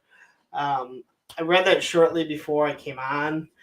and I made a comment. I'm like, that guy's part of the reason why there's so many bad movies. Just, I mean, look at all. That's why we don't have a hooded Cobra Commander. I know people don't believe it, but that's the reason why we don't have a hooded Cobra Commander. Anyway, I can. Oh my God, there are so many comments and big long comments too. Okay, I'm gonna read one more here from Mr. Cheeseburger. If you hate or dislike a company, why would you sell it in your store? If you don't like a store business practice, why would you sell them in your store? Doesn't that make you okay?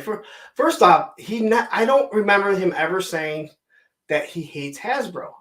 You can criticize a product and not hate it. I have a Dodge Journey 3.6 V6, wonderful engine. I wish it got better gas mileage. It doesn't mean I dislike it. I wish it had an 8-speed transmission rather than the 6-speed transmission, so it would get better gas mileage. You can criticize something and not hate it. So that's one of the things. And again, when you're doing a toy show, you're definitely going to talk about different products and the stuff you collect. They've They've openly discussed their issues with Super 7 and their quality control, right? They've talked about Hasbro, and let's be honest, they're not nitpicking. It's not like these aren't things that aren't true. It's not like they're saying that there's an issue and everyone else is looking at it going, well, no one else has had a single problem. You're the only one. You're nitpicking at that. So I think that's where it's where you're coming off. And to be honest, it's not a hypocrite if you care. I talk Super 7. I tell people, hey, you know what? If you want the Ultimates, the G.I. Joe Ultimates are on sale.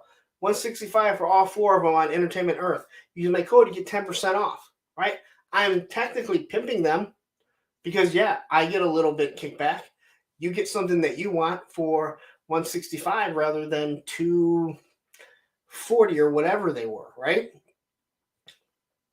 But you cannot like something and still sell it because we all don't have to like the same thing. I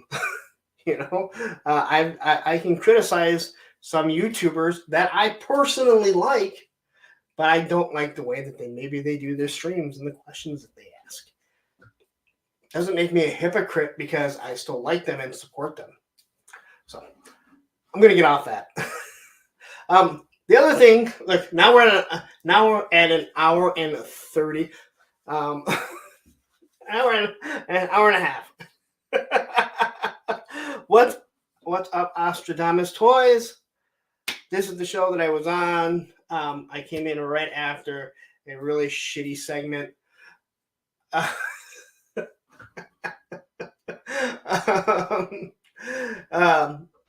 Check out his show. Check out his stream. Go over there. Like, subscribe. You know the deal. I mean, hell, we got one person to 1,000. And hey, if you haven't subscribed to me yet, you need to do so because it's really close to 2,000. So anyway, the other question that they did ask is they did ask about the O-ring. And I don't remember exactly how it was worded. I might be able to find it really quick here. I don't remember exactly how it was worded. Let's see here. If I can find it. But they said something that it didn't work. It didn't seem to make all that much sense to me. And it was something about when they asked about what was going on with it. They asked, let's see here. I'm just scrolling back through a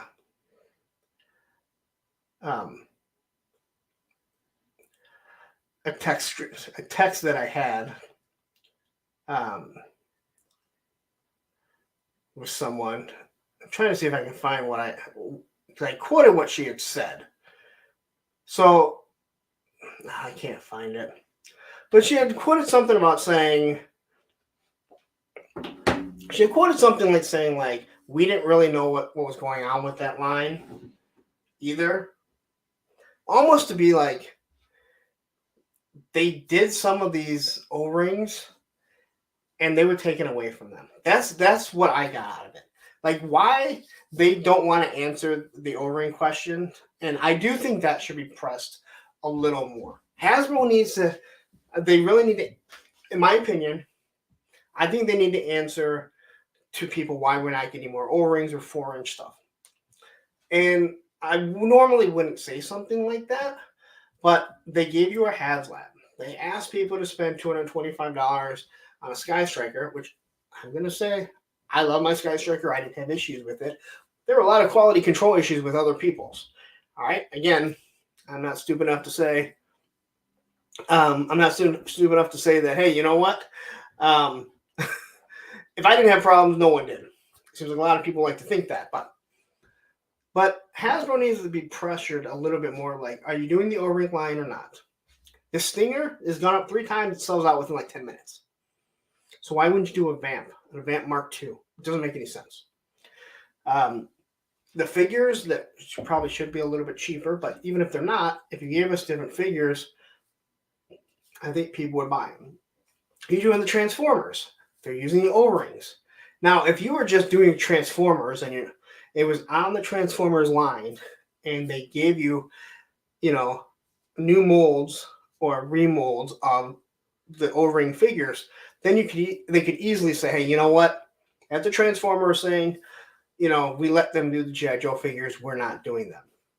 But doing the Haslab and everything, there's no reason why Joe fans cannot have a 4-inch line, an O-ring line, and a 6-inch line.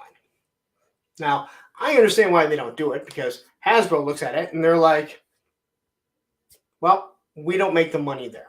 Now, there's a lot of people that say they want it, but more people want 6-inch. I think it's clear. I don't think I don't think I'm shattering anything that more people want that than they want 4-inch or they want the O-rings. So I think Hasbro looks at it and they're like, well, we're just not going to do it. Now they do it with Star Wars. They do the vintage line. They do the vintage line. They do the, I don't know what the other ones are. There's 3 different lines. Black Series, vintage, and someone I'm sure will jump in here and tell me. But anyway, they could do that with G.I. Joe. And if their whole thing was, hey, we're not going to do O-ring anymore, we're not going to do 4-inch, that would have been fine. But they've kind of jumped in there back and forth. And I really think you need to give it to people, or just say, hey, you know what, we're done. We're not going to do it like that anymore. And leave it like that. And I think people would be perfectly fine with that. Real Talk, Real Deal jumps in and says the reason they won't talk O-ring is because they can't really replicate the demand for every figure since they are still vintage out there among real collectors. That's kind of how I feel. Is that they know it's not going to be a huge selling point. There's a lot of people that say that they want the O-ring figures, but the question is there enough O-ring fans? We know there are when it comes to Star Wars, that they can continue the line from, the actual vintage collection or whatever it is, the 5 POA ones. So they can do that. Now, if they kept the O-rings going and gave us new lines, or new figures, unproduced figures from the comics, I've said this forever. Not forever, but I've said this since it came out. I would love a classified O-ring version of the Cobra Trooper, Cobra Infantry. I think it looks absolutely awesome. There's so much they can do, but that was something I'm glad they asked them, but they didn't seem to have an answer for it. And these questions were already submitted, so they already knew what was coming.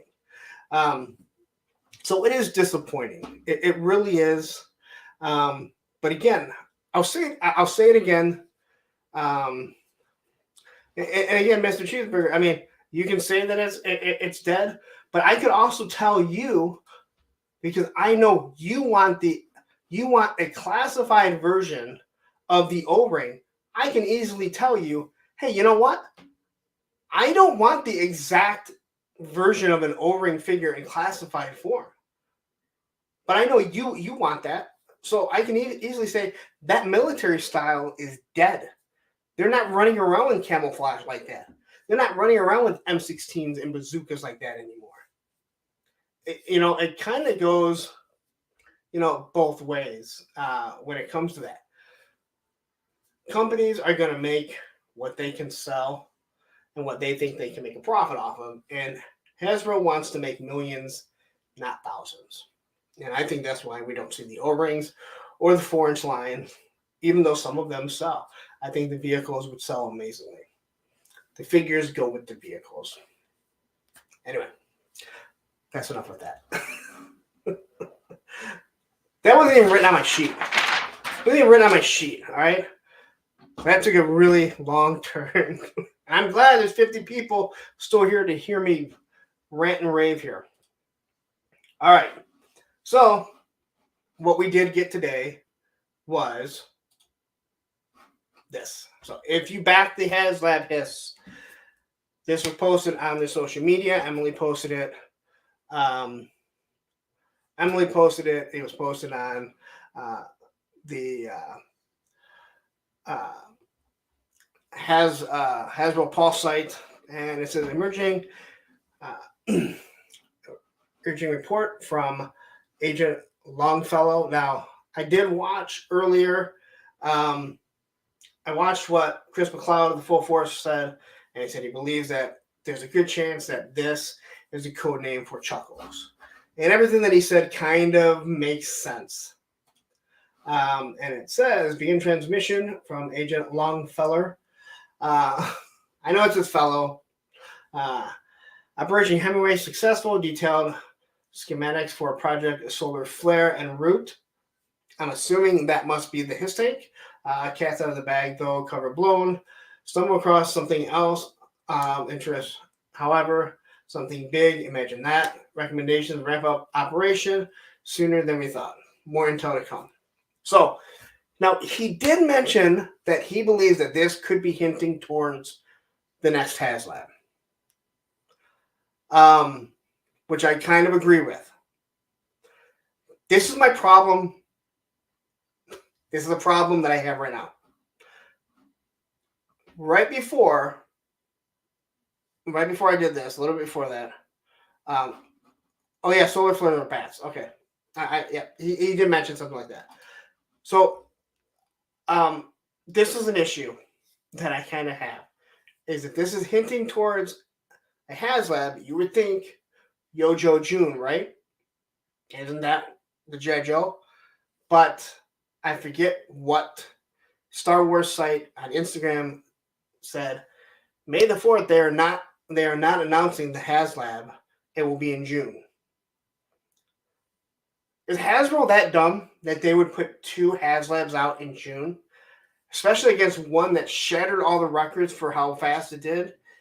And then Star Wars, which completely continues to fall on their face. And although right now they better do something good. Not that I care, because I won't be backing it. I think if they put a ghost out, they might be in trouble. So then we get a picture of the H.I.S.S. Again, I think this all makes sense that this would probably be be Chuckles undercover. Cornelia says, exactly, Lawrence. I'm a lifelong Oakland A's fan, but the harsh reality is situations there aren't enough fans in the Bay to justify the A's staying in the Bay. The same is true for the O-ring. Yeah, and conversely, then you have people like the owners of the Raiders, who can go pretty much anywhere, but they will go wherever they can get the best deal from. Screwing over LA and Oakland and LA again and Oakland, and then went to Las Vegas. And then their fans still have the audacity to trash other fans. So here's the H.I.S. tank. And then we got, if you back the H.I.S. tank, lost my mouse here, we get the shot of what the artwork is going to represent or somewhat look like. And let's be honest, it's just obviously the artwork, but it looks pretty sweet. And I think we've all waited long enough for this. And again, this is going to lead perfectly into the topic, which I thought we'd already be to yet, but it's amazing. I sometimes wonder, are we actually going to make it 3 hours? And well, so I kind of broke this up so we can look at them all.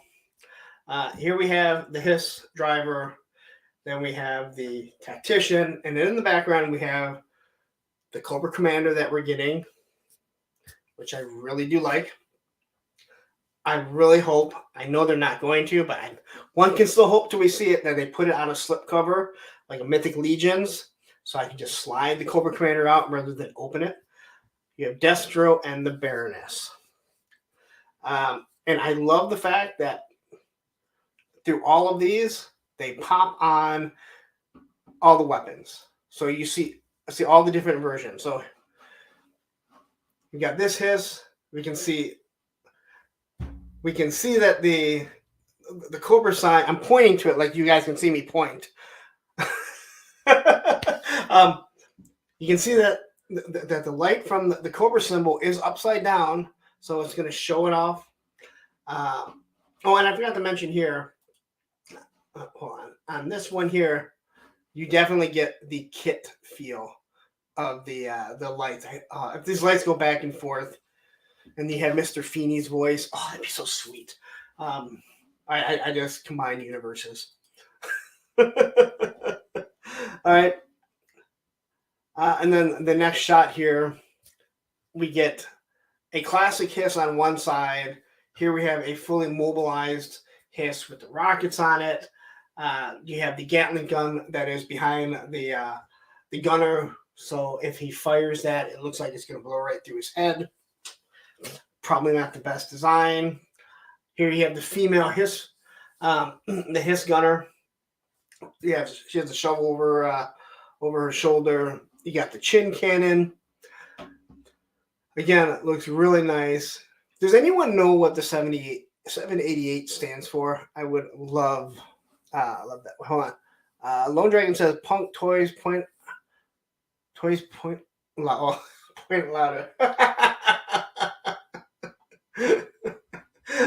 I tried as loud as I could point, damn it. But here again, you can see where these have the covers over the tank wheels, and then here is a side shot of, again, I love the machine gun, but I hope there's enough room in there for them to actually move around and do it, because I have a machine gun, a Gatling gun on the back of one of my 3D printed H.I.S.S, and there is not enough room at all for a figure in there to turn around and fire it. But here you see the chin cannon. Again, this thing just now I just want it even more. And yes, I have one. If there's QC issues, I am going to be so upset over it. Yeah, so upset. So this is the H.I.S.S. This is kind of the update that we got. Again, if you did not get it, if you didn't back it, listen. Listen. If you didn't back it because you couldn't afford it, there's no shame in that. If you didn't back it because you don't like the fact that $1 billion company would ask people to do crowdfunding, I can't be mad at you. If you didn't back it because you say you didn't think it's worth it, that's on you. But when you look at the price of toys, when you look at what the worth of this is going to be, that's where I'm going to disagree. This thing is going to be well worth the $250. And it's going to keep its price. The Haslabs have proven that. So there's the update, and it leads into the topic almost 2 hours into it. You know what, Payne? I'm there with you. If I had a little bit more money, I would have definitely, but I couldn't pull the trigger. Cornelia says, I think the 78 is nothing more than a random number that associates with the classic H.I.S.S. thing. Yeah, like, I really wish it'd be nice if they give you stickers. And I know there are some other numbers. Um, there are some other numbers on it, some of the later ones, but it would have been cool had they just gave you like a litany of different numbers that look the same, but that you don't have to piece them together. Um, but I'm looking so forward to getting this. I really am. All right, so now let's get into crowdfunding. And I want to talk about why. Um, I want to talk why some fail, some do absolutely wonderful, and I think there is a litany of reasons, to be honest. And we're going to get into some of these. And I don't have every crowdfunding. I don't have all the small ones. I don't have all the big ones. But we're going to be able to talk about a few. Big says, on the Full Force interview, Emily said the figures are in plastic-free packaging. Yes, that is true. Yes. They are in plastic-free packaging because that's what Hasbro was doing at the time. Thank you for bringing that up. Hasbro was doing at the time. Obviously, they're not now, but they're already in full production. Where Cobra Commander was the one that they said would be the last one, and then that all got changed and blah blah blah. It's so. And Dan Jammin has joined. Were you here earlier? He just needs something to fight Wolverine. Yeah, I'm sorry. I like the Wolverine. It is not a Haslab. You would need to add a lot more to it. Wait a minute. Cornelia says, I fuck with Ninja. I'm oblivious towards Tony and Bobby. I don't like Ryan and Michael. I've never watched the others that you mentioned. Are you talking to someone? Or are you just talking to me? Because I haven't even brought them up.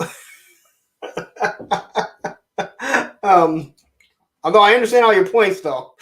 I don't know who you're talking to, but I definitely know. I understand all your points.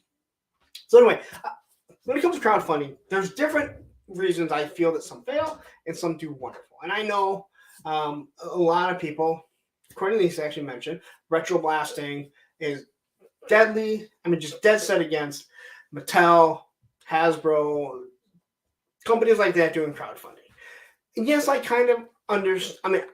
I fully understand what his point is, and it's more than valid to have that opinion. I don't agree with it, but I understand it. To be that dead set against, just not. I don't know. Not that. I don't know. I don't want to. I don't want to buy it. I won't buy it, right? And again, I don't care if it's $1 billion company. $1 billion company is $1 billion company because they make less mistakes than successes. I guess I should have probably written that down how I want to say that. But when it comes to the H.I.S S, I've said before, I think that if you put a $150 H.I.S S tank out there, I think it would, and not a Haslab, put it on at BBTS, Entertainment Earth, independent toy stores, Walmart, Target. It would eventually fail. It would be clearance. People will not spend $34 on a Mattel and a Masters of the Universe Origins vehicle. You think people are going to spend $150 when they're getting a whole bunch? And I think what people want is they want their 6-inch vehicles. They want the ability to buy them. They want Hasbro to just fork out the money. And hey, if they lose money, no big deal. They're worth $1 billion. Well, again, $1 billion company because they don't make a lot of mistakes. And again, so we'll start with something like Savage Crucibles. This is a Kickstarter that recently just ended. Now, this thing blew through its goals super quickly. One of the reasons why I know people are willing to back a Kickstarter like this is one thing is they are associated or they are talking with people like Bobby from Valaverse or Marauders, Gun Runners, different things like that. The people know and people are vouching for them. and they see a smaller a startup company, and they're like, hey, this is someone that has gotten, Valaverse to back them, to have them on there, or like I said, if it's Marauders, something like that, where it's like, hey, you know what? I'm gonna back them. I'm gonna vouch for them. And they see a startup company and like, hey, you know what? I'm willing to take a chance with them. They look awesome. All the concepts that they've shown, they look really good. So you have people that are backing them. You have smaller independent toy companies that are throwing their money at them. They're putting them on their shows.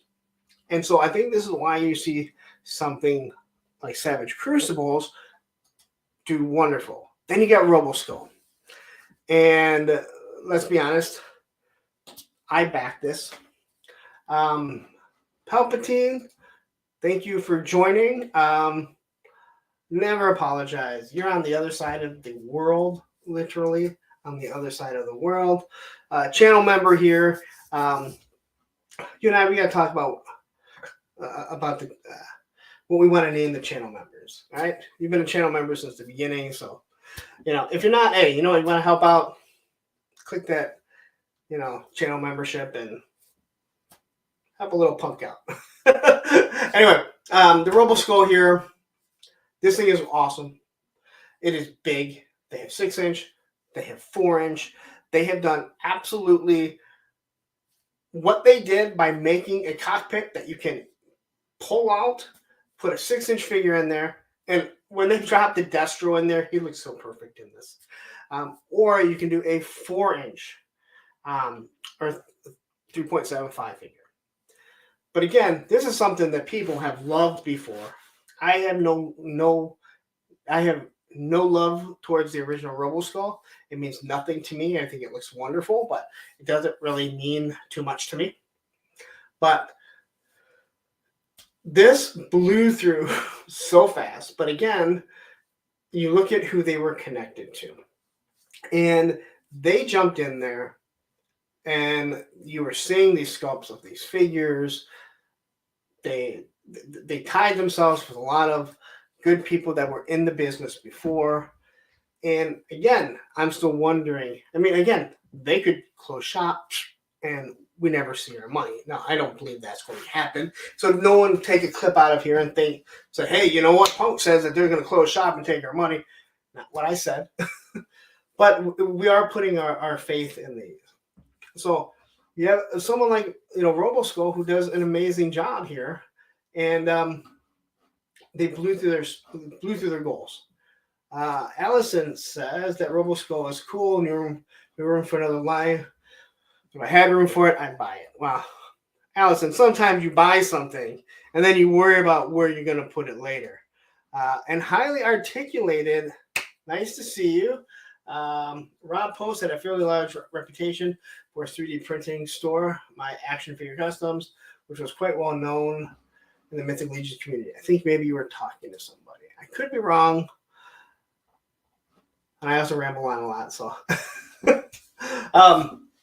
But again, so you had this, again, they were tied to some really good people, in my opinion. So it took off. And you just have, there is a history of the RoboSkull. And you had the full force backing it. And again, people can say what they want about Chris McLeod. They might not like them. A lot of people don't like Chris because they consider him a shill. He's not asking like the hard questions. But I don't always need someone to ask the hard questions. But he does seem very honest. Then you get Operation Recall. Again, if you don't know who Carson is, then you need to look up Carson from 3D Joe's. I'm not going to insult anyone if they don't know who Carson is because, hey, you may not be a G.I. Joe fan.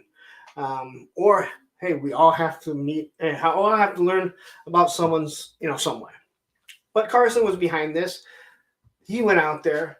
He got together with the original Joe designers.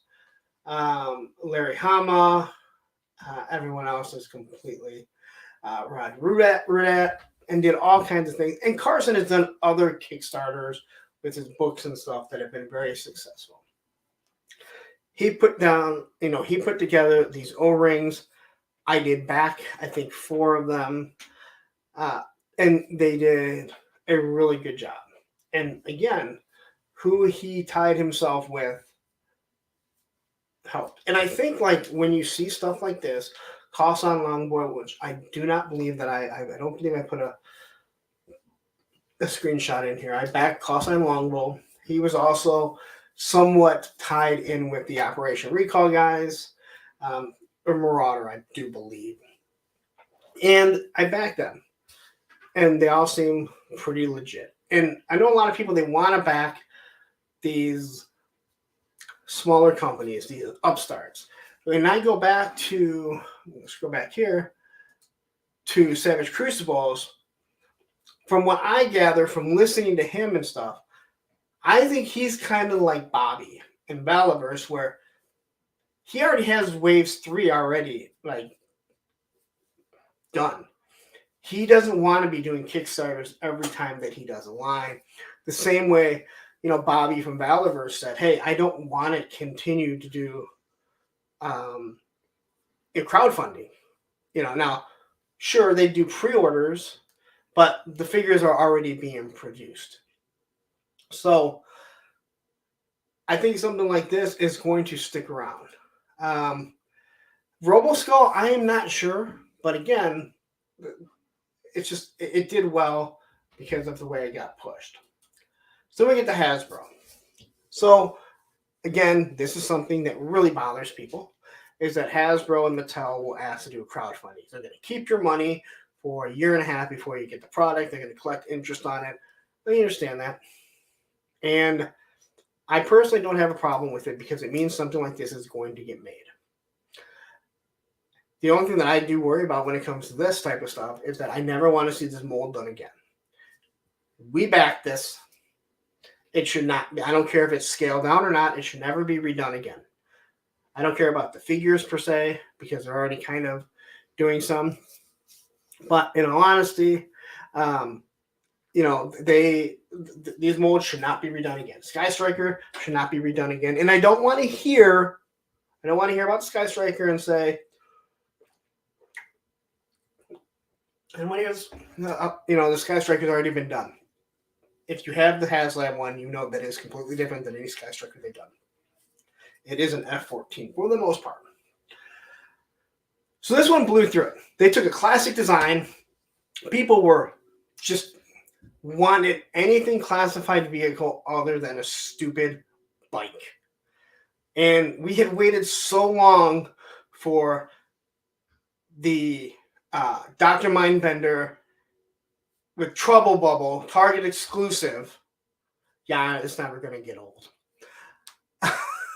But this thing blew through there. It was so much like the original. It had so many good things. Sounds like Payne is dipping out. Thank you for joining. It's always great to have you. Check out Payne's YouTube channel. Matthew, if you have that, if you could put that up there just so people know where to find Payne. He is doing a live, I believe, on Fridays now, so check him out for sure. So I think this thing, it blew up because of all the offerings. Now, we didn't know what the offerings were, but we knew what I think 2 of them were within like that first day. They never thought that it would do this. But again,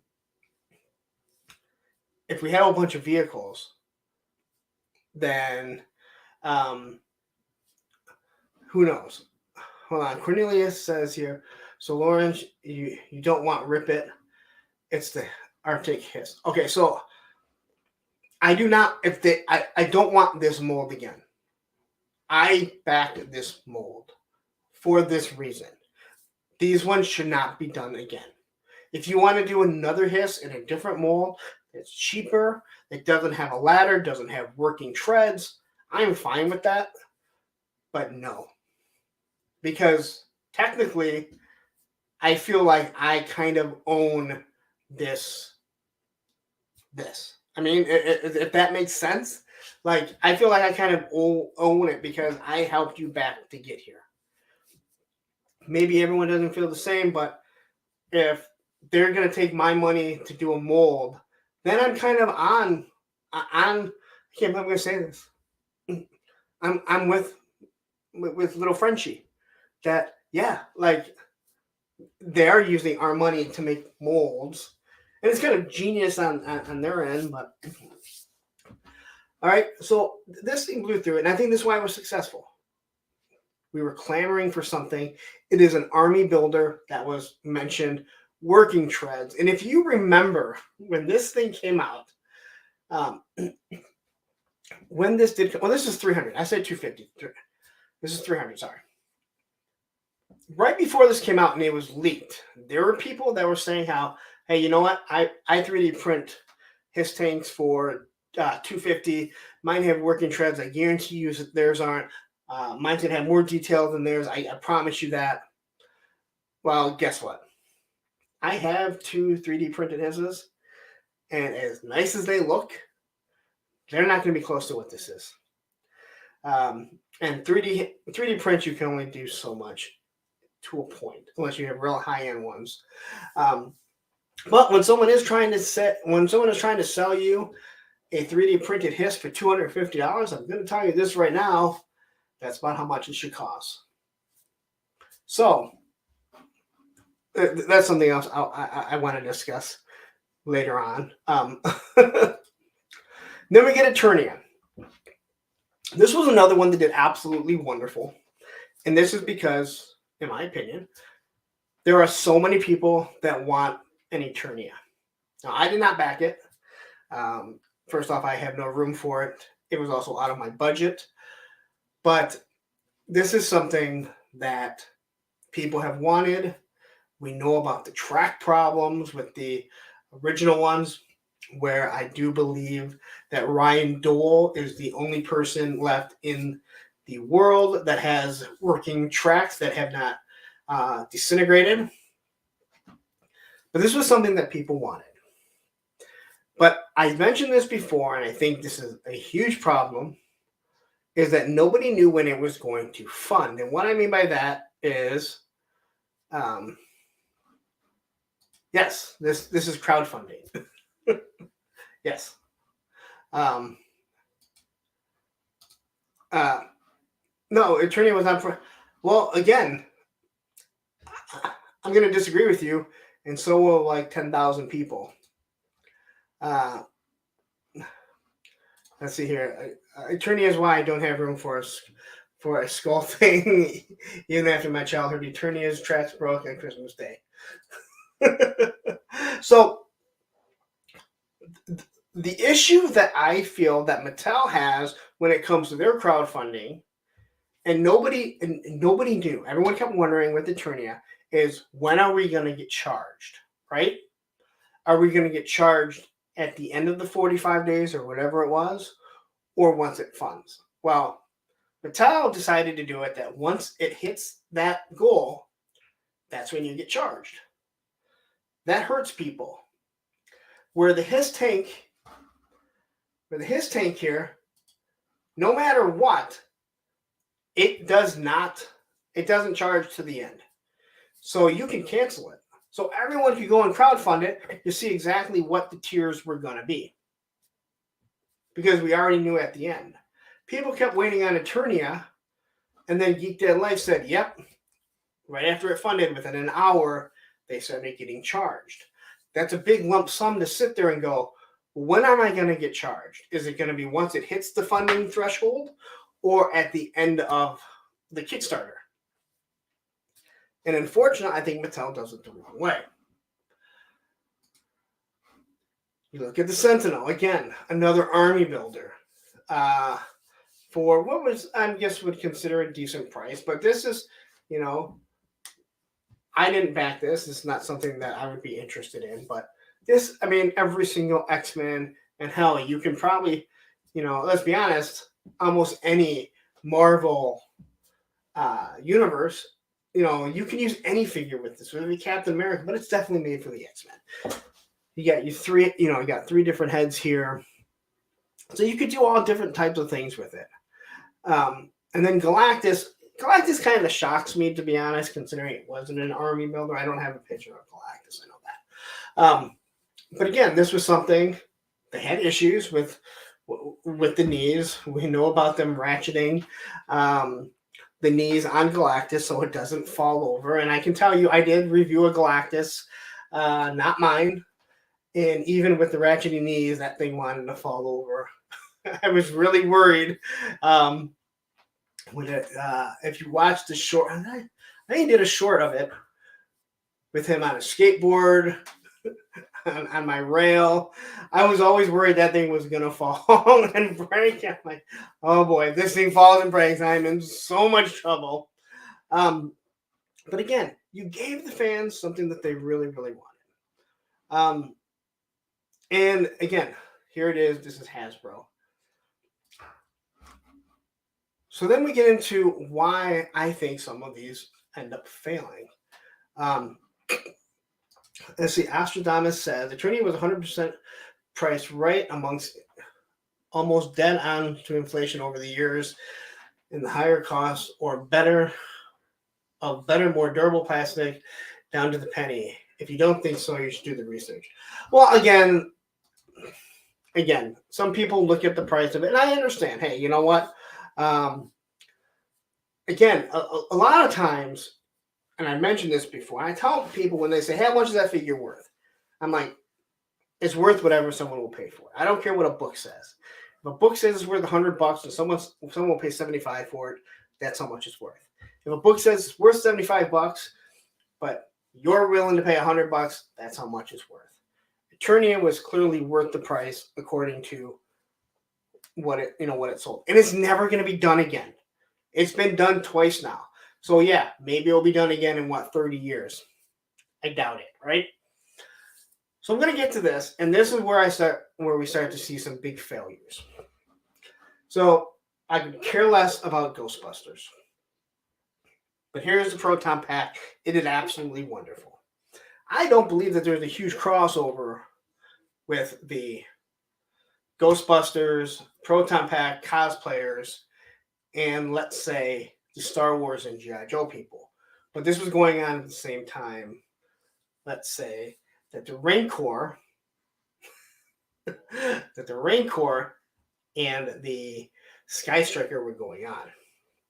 Now this thing blew through the goals because people started looking at how much they were going to pay for this, and that's when they went, okay, well, to make one of these, it's going to cost me twice as much. But you got to remember the gun and everything, boom, was an extra, but they made it all work together. So this was going on at the same time, and it was at Christmas time. Let's not forget that it ended in December. Someone at Hasbro really needed to get those fourth quarter numbers in. Quickly here, Cornelia says, off topic, Lawrence, you were wild for thinking that the classified Haslab was the Dragonfly. Hey, you know what? Rumor is we almost got it. Like, all right, Jeff. Thank you for joining. Looks like a few people are starting to drop out. Mr. Cheeseburger says, I don't understand why people get so mad about crowdfunding. If you don't want it, don't buy it. But don't fuck it up for other people who want it. Making hate videos to keep them from buying. And Mr. Cheeseburger, we are definitely going to address that really shortly. So I think this hurt a little bit. Again, it was around Christmas time. But then we get to this thing. And it came close to funding. People kind of think like it bombed, but it didn't bomb. It was really close to funding. Now remember, this was ending in December, if I remember correctly, right? I think December 7th or December 6th, right? So it ended the day before the Sky Striker ended. And I think this is the reason why we saw the Sky Striker do as well as it did at the end. Now, I believe that people wanted this.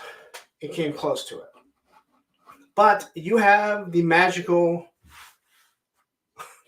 Star Wars team that did not think to put in the Rancor Keeper.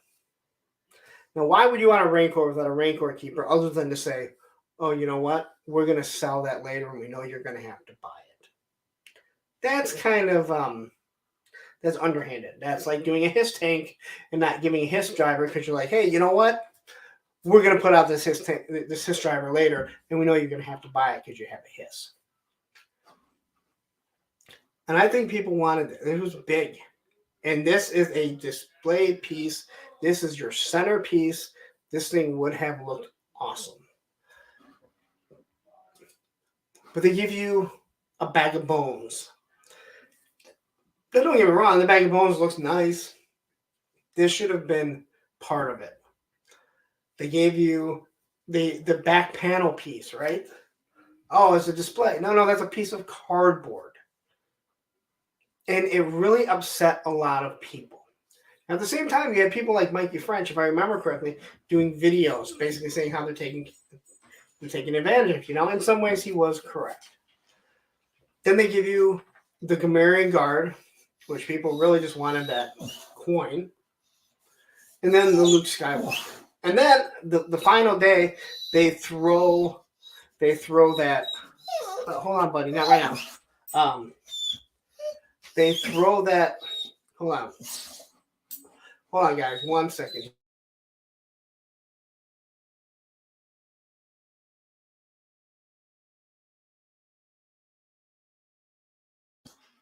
All right. Go. Come on, please. Go. I'm into the game. Come here. Go. Just go. He'll follow you. Come on. On the left side. Go. All right. So anyway, sorry about that. You guys know he made 2 hours and 16 minutes before he had to interrupt. And my son's already upset with me, so I didn't want to call him as it was. But the fact that they didn't give you a figure to begin with being the Rancor Keeper. I know everyone also wanted Ula, the Green Skid Dancer. Now, I say Ula, the Green Skid Dancer because if you ever play Star Wars Trivial Pursuit, that is the answer. It is Ula, the Green Skid Dancer. Remember that, not just Ula. But Hasbro refuses to do that. We know it's not Lucas. Well, I don't know. Maybe it is Lucas now. Who knows? It's hard to tell what Lucasfilm was doing nowadays. But this thing looked awesome. But I think it had upset so many people by what the tiers were and what the price point was. And the fact that you didn't get the Rancor Keeper right off the bat. So you end up having people that are really upset with this. And then when it failed, you have this beautiful, beautiful F-14 Tomcat with figures. And then they threw in the Covert Pack. The one thing that we did not get, which should have been probably before the other ones, is the flight crew, the grounds crew. Some of us have USS flags that need those figures. And even though they share parts with one of the Cobra Troopers, we should have it. I'm not going to get started on that. That makes me mad. You saw this thing go through the roof, right? And if it would have had another day, we would have got all the tiers. Yes, ketchup and mustard. That was it. Ketchup and mustard, yes. We would get all the tiers, not just the tiers that I had when I didn't get my grounds crew, or what it would have been my aircraft crew, your crew. It so upsets me. So I think here you have something, and people didn't know what was going on with the O-rings. But you decided to price these. You decided to do these right as Christmas, and you did 3 of them at once. And so they were going to struggle, rather being placed separately, giving people time to recuperate from another one. And Star Wars and G.I. Joe, there are a lot of there's a lot of crossover with those collectors. Where I think Ghostbusters, I don't think you have a huge, especially again cosplayers, you're not going to have a bunch of crossover. Yes, Hasbro knows. Hasbro knows you flags want them. I know. We need it. We need it. And let's see here. Palpatine, I really wanted the Rancor bummer. Let's hope Hasbro does a revisit later down the road. I don't think they are, and I don't think that they should. Maybe do a cheaper one that isn't a crowdfunding, that doesn't have as much detail. And that is because what I go back to, that if you just go ahead and if you go back and redo the Rancor now, why would anyone back any crowdfunder? They're just going to say, hey, you know what? So I think this thing succeeded because of what happened with the Rancor failing, and now you had people. And if you want to see a good debate, there's the bad debate on Geek Dead Life between Michael Frenchie and the Guru. If you want to see a good debate on Geek Dead Life, go watch the one with the Haslab Sky Striker versus the Rancor with Dan Larson, and I'm not sure who the other guy was. And it was tongue-in-cheek. They had fun. And Dan Larson was dressed as a naval aviator, which was hilarious. No, don't come up here and start whining right away. You want to say hi? Say hi to everyone. Hold on. Oh, you're knocking me all over, and you're all wet. Don't you guys love when it's all wet out and dog comes in? And... All right. Go lay down. Go lay down. All right. So now let's get into this one. Now, I'm going to be 100% honest. I have no inside knowledge of this. I do believe that this thing was... I believe this was handed down by Lucasfilm to say, hey, we want this. And let's be honest, this lightsaber was shown before the TV series had even come out. Who would have known that people would have hated Reva so much? She was an awful character from beginning to end. I could not stand her. And I really liked the Obi-Wan. I know a lot of people didn't. I really liked Obi-Wan. Hello, Danny. Nice of you to join us. Hey, you know what? Late is better than never. And I know you go back and watch some of the replays. So it's great to have you. So this thing I was going to fail from the beginning. This thing didn't even have I think it had to stand. And the only thing they ended up trying to throw on there was two little pieces that would keep the blade from flexing down. And everyone looked at this and they were like, why would you? First off, this thing was way overpriced, considering Darth Maul's lightsaber was, I think, $300 for both blades, and this thing was $500. The technology that they put in it was really one of those ones where you looked at and you went, huh, they're going to put that in all the lightsabers soon enough. You're adding technology that's already going to be started adding into it. And I don't even know if I'm going to like this character, which no one did because she was awful. And as Allison says, Reva's lightsaber was overpriced. I liked Reva, but an unknown character is never a good choice for a crowdfund. Crowdfunds need to be something the fans can invest in. I agree. And the other thing, when you talk about overpriced, now, as I mentioned before, hey, overpriced, if someone's willing to pay it, it's not overpriced, right? But we already have how many of these lightsabers. We know how much they cost. That's what didn't make any sense of where you tried going. And again, this is where I go with the fact that I believe that this was handed down by Lucasfilm.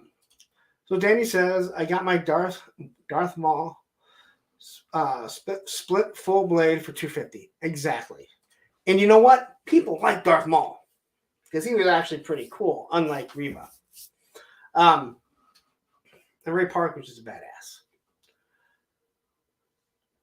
So that failed because it didn't make any sense. It's nothing like they have done before. And there's already this big thing of lightsabers. Like, why would you want to put this in something like that? And again, we had no idea who she was. So then we get to this one. Now, I think there are so many reasons why this thing failed. And I'm going to try and sum it up the best that I can in my personal opinion. Now, people did not want this Ghost Rider. But leading up to knowing that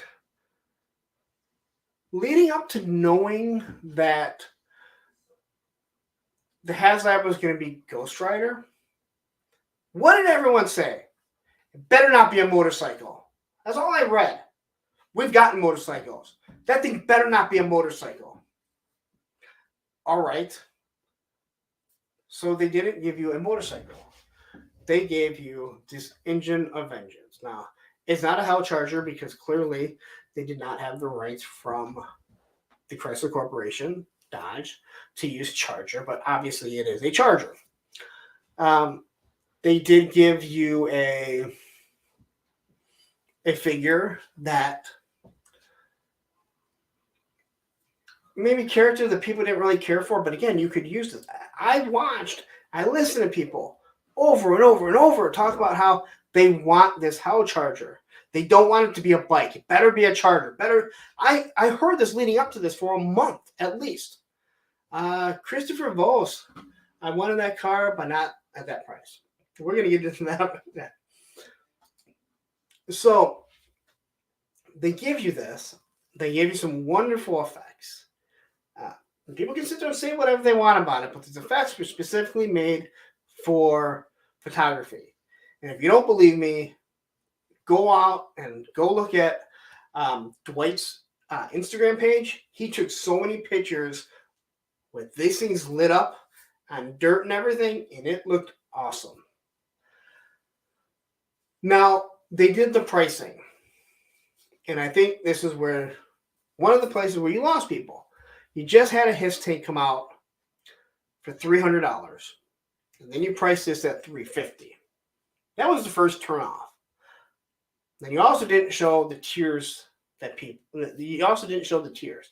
The tiers should have been right off the bat. You should have showed them at what the tiers were going to be. And I know they do things different, but people wanted a Charger. I watched it. I read it online. That's what people wanted. They give it to you that no one likes it.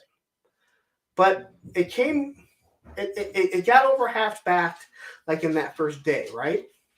But people still knew it was $350. But this is where the problem started, in my opinion. Is now you had YouTubers with big channels that started bashing people. They started indirectly bashing people that were going to back this. A lot of them would say, well, hey, if you want to back it, go ahead, but this is why you shouldn't, And they would pretty much tell you you're an idiot if you back it. And there was such a backlash that you actually started seeing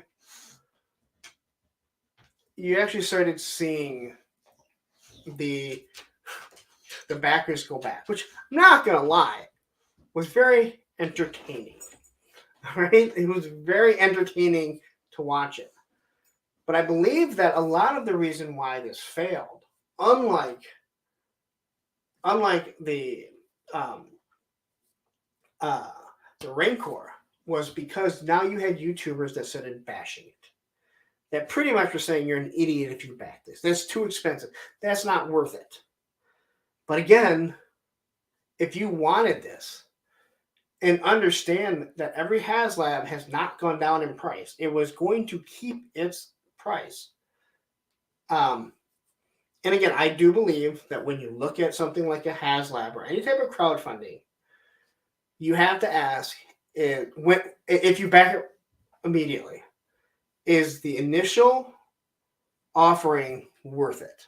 Now, if you back the H.I.S.S tank after all the tiers were already shown, then you can say, well, I thought 4 figures and that tank and all the options were worth the $300. I backed it the moment it came out because I said, hey, I don't even care. If I don't get anything else, that's worth it. $300 is worth it to me. But I thought the price of this was overpriced, in my personal opinion. But you look at everything that you got, and it comes with a lot of nice stuff. And you can say whatever you want. It looked amazing. But when the 3POA got on, and they started bashing it, and then you had other big YouTube channels that started bashing it, that's when you started seeing it go down. Nobody wanted to be the ones to say they backed it other than a few. And then you finally got the big boys that decided to back away from it. Like Shartimus Prime. And there was a couple other ones. Well, you don't have to tell people that you backed out of it.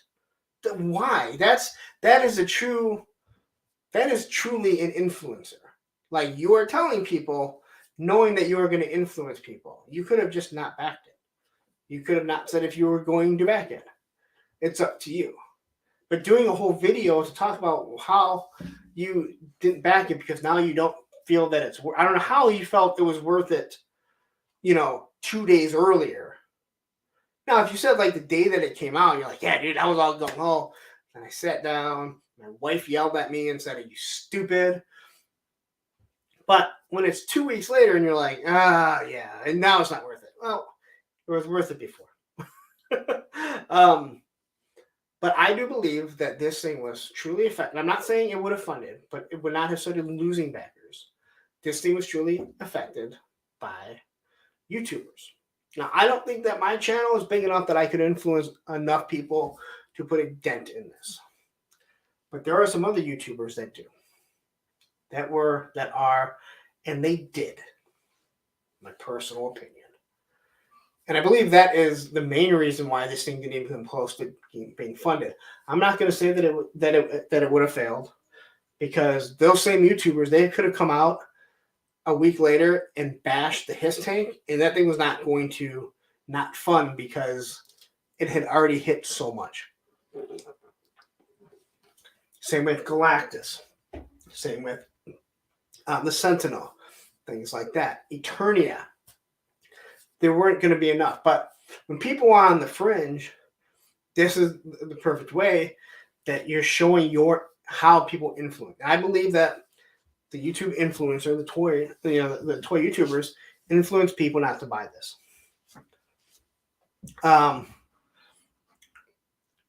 So that's the reason why I think like something like this failed.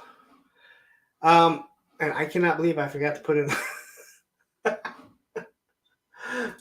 Listen, after you've looked at slides so much, you start getting putting slides together.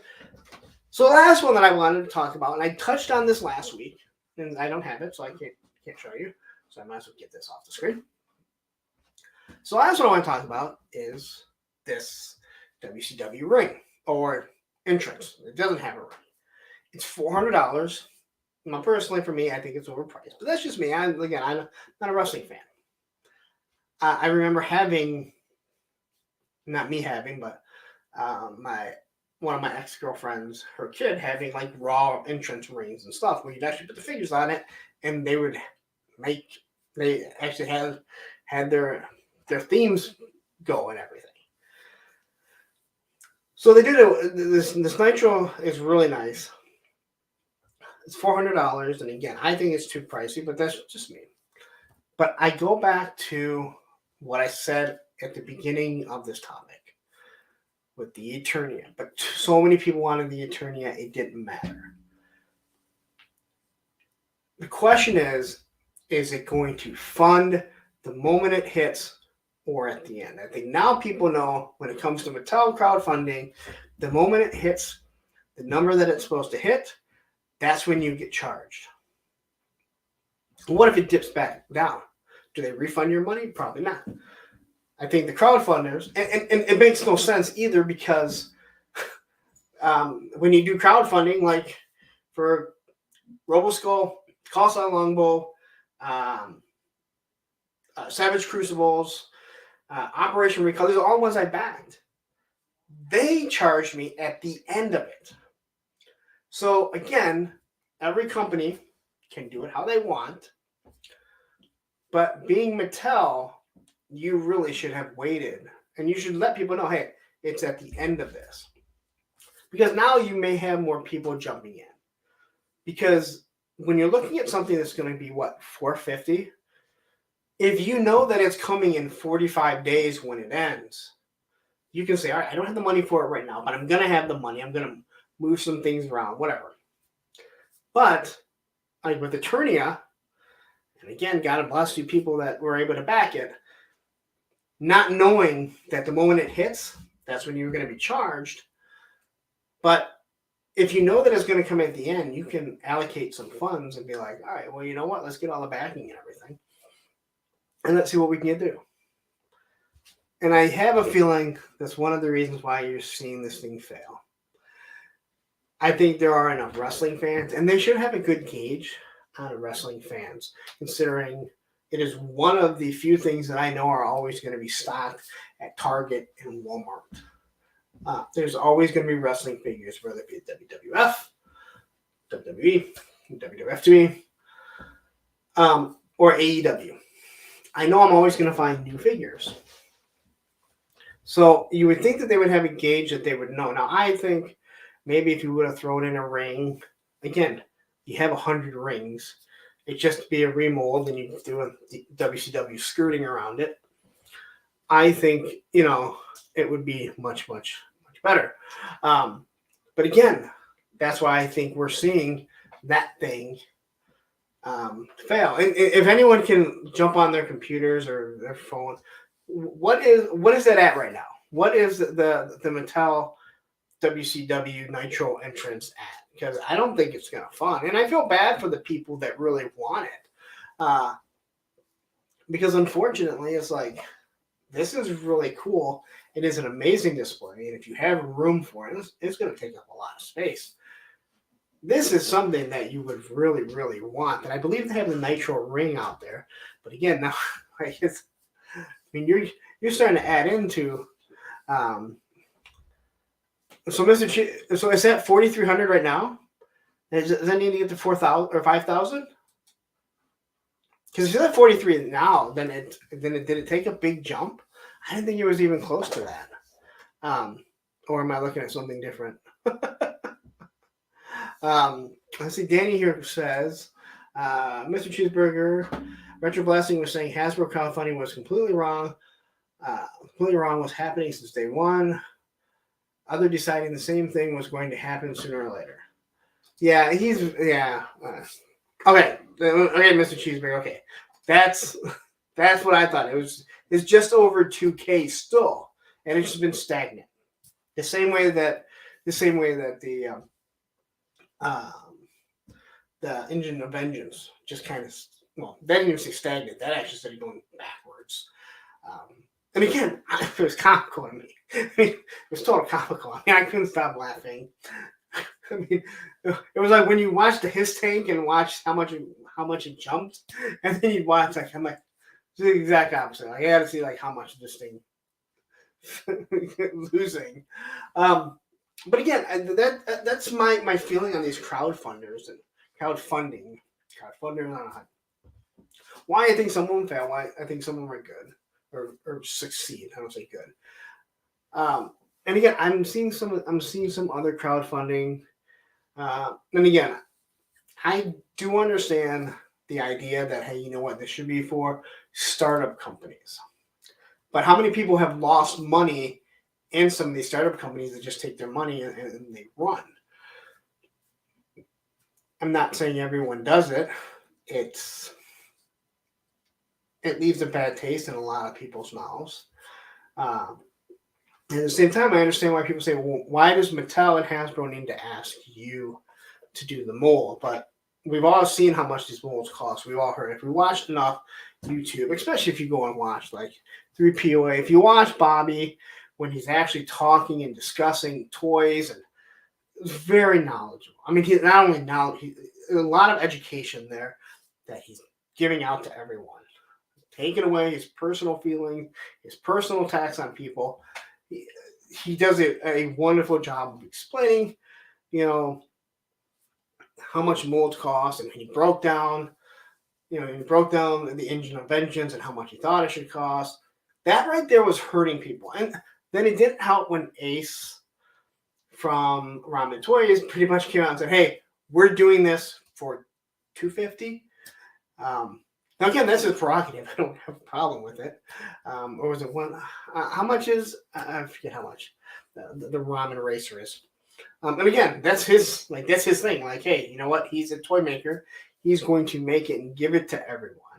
But when you start breaking it down and take away the figures, if you're ordering it from him, you're gonna be paying, I think, pretty close to what you would have gotten had you back and got some tiers from the Engine of Vengeance. So that's just my feeling on.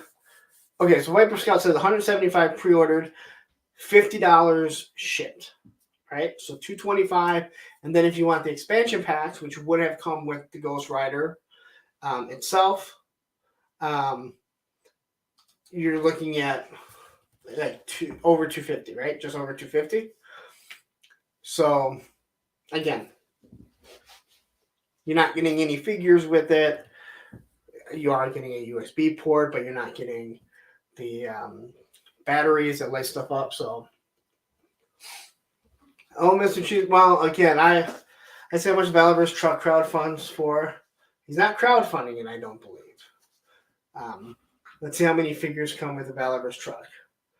Well, I've already said I believe that that truck is going to cost roughly $200, and then he already mentioned how he might do expansion packs. And I think what you're going to see is expansion packs for $75 to $100 that will make it what you really want it to be.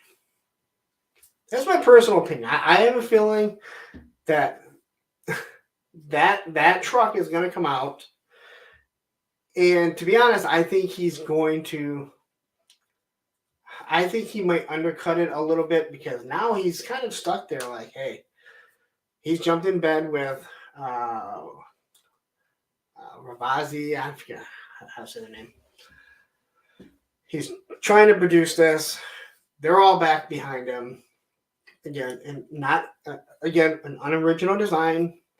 An unoriginal design, but I'll leave it at that.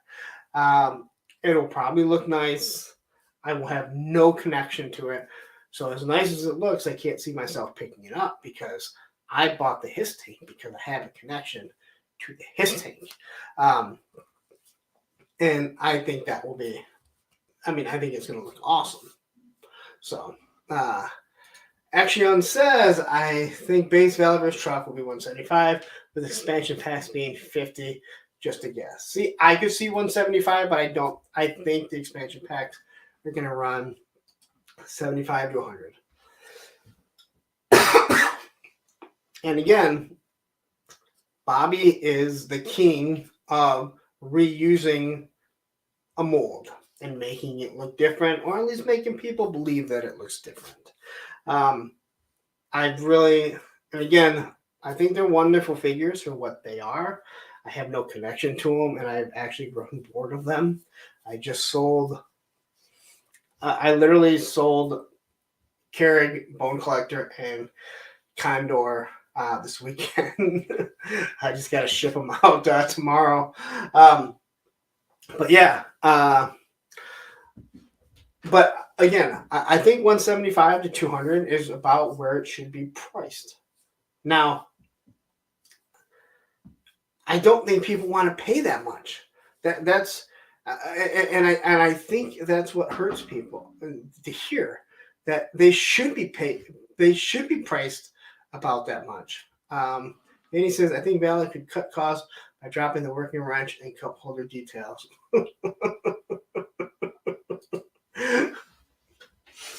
I think he tries to cut costs where he can, for the most part.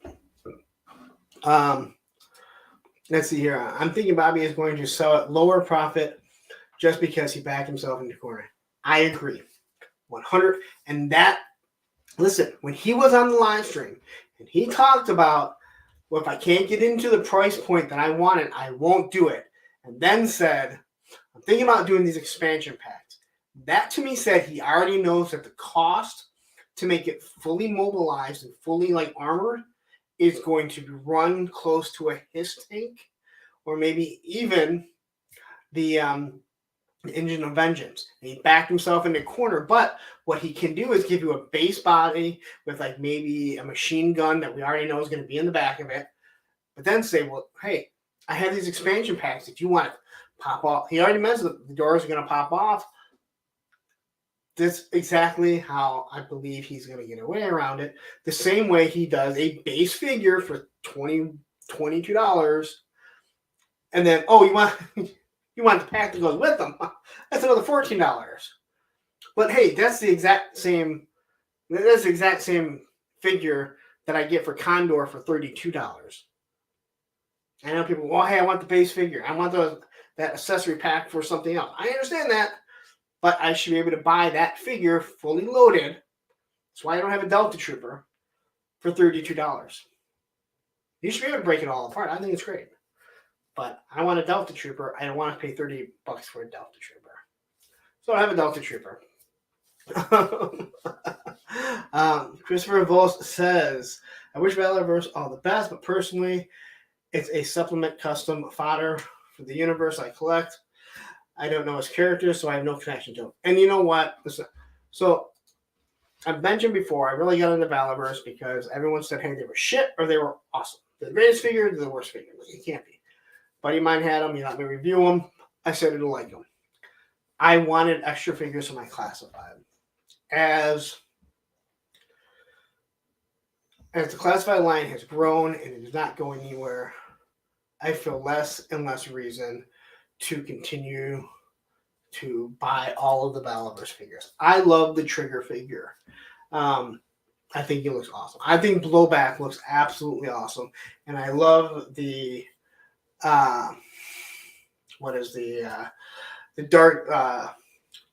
Dork Side exclusive. I think they looked awesome.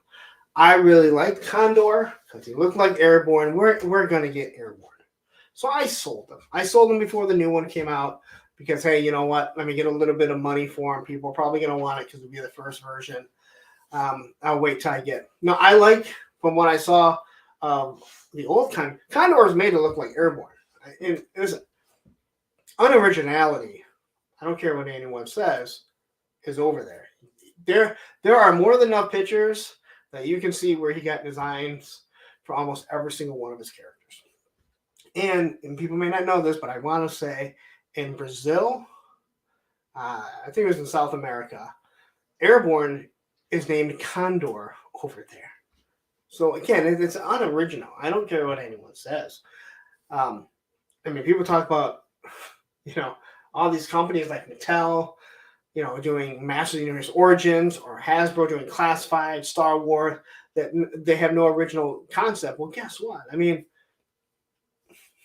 Some other people do it too, and they hide behind it.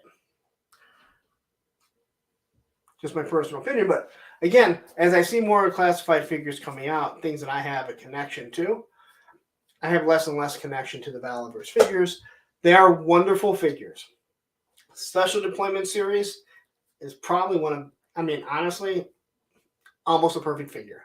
I don't think I'll ever say anything in that perfect figure because when something comes up better, how do you say it's better than that, right? The plastic was perfect. It moved smoothly. There was nothing to worry about breaking. It pop off the hands without a problem. And they looked absolutely wonderful. I thought they were great. The female figures, I believe there was a lot of hype that was built about them. They're all the exact same figure. I don't care what anyone says.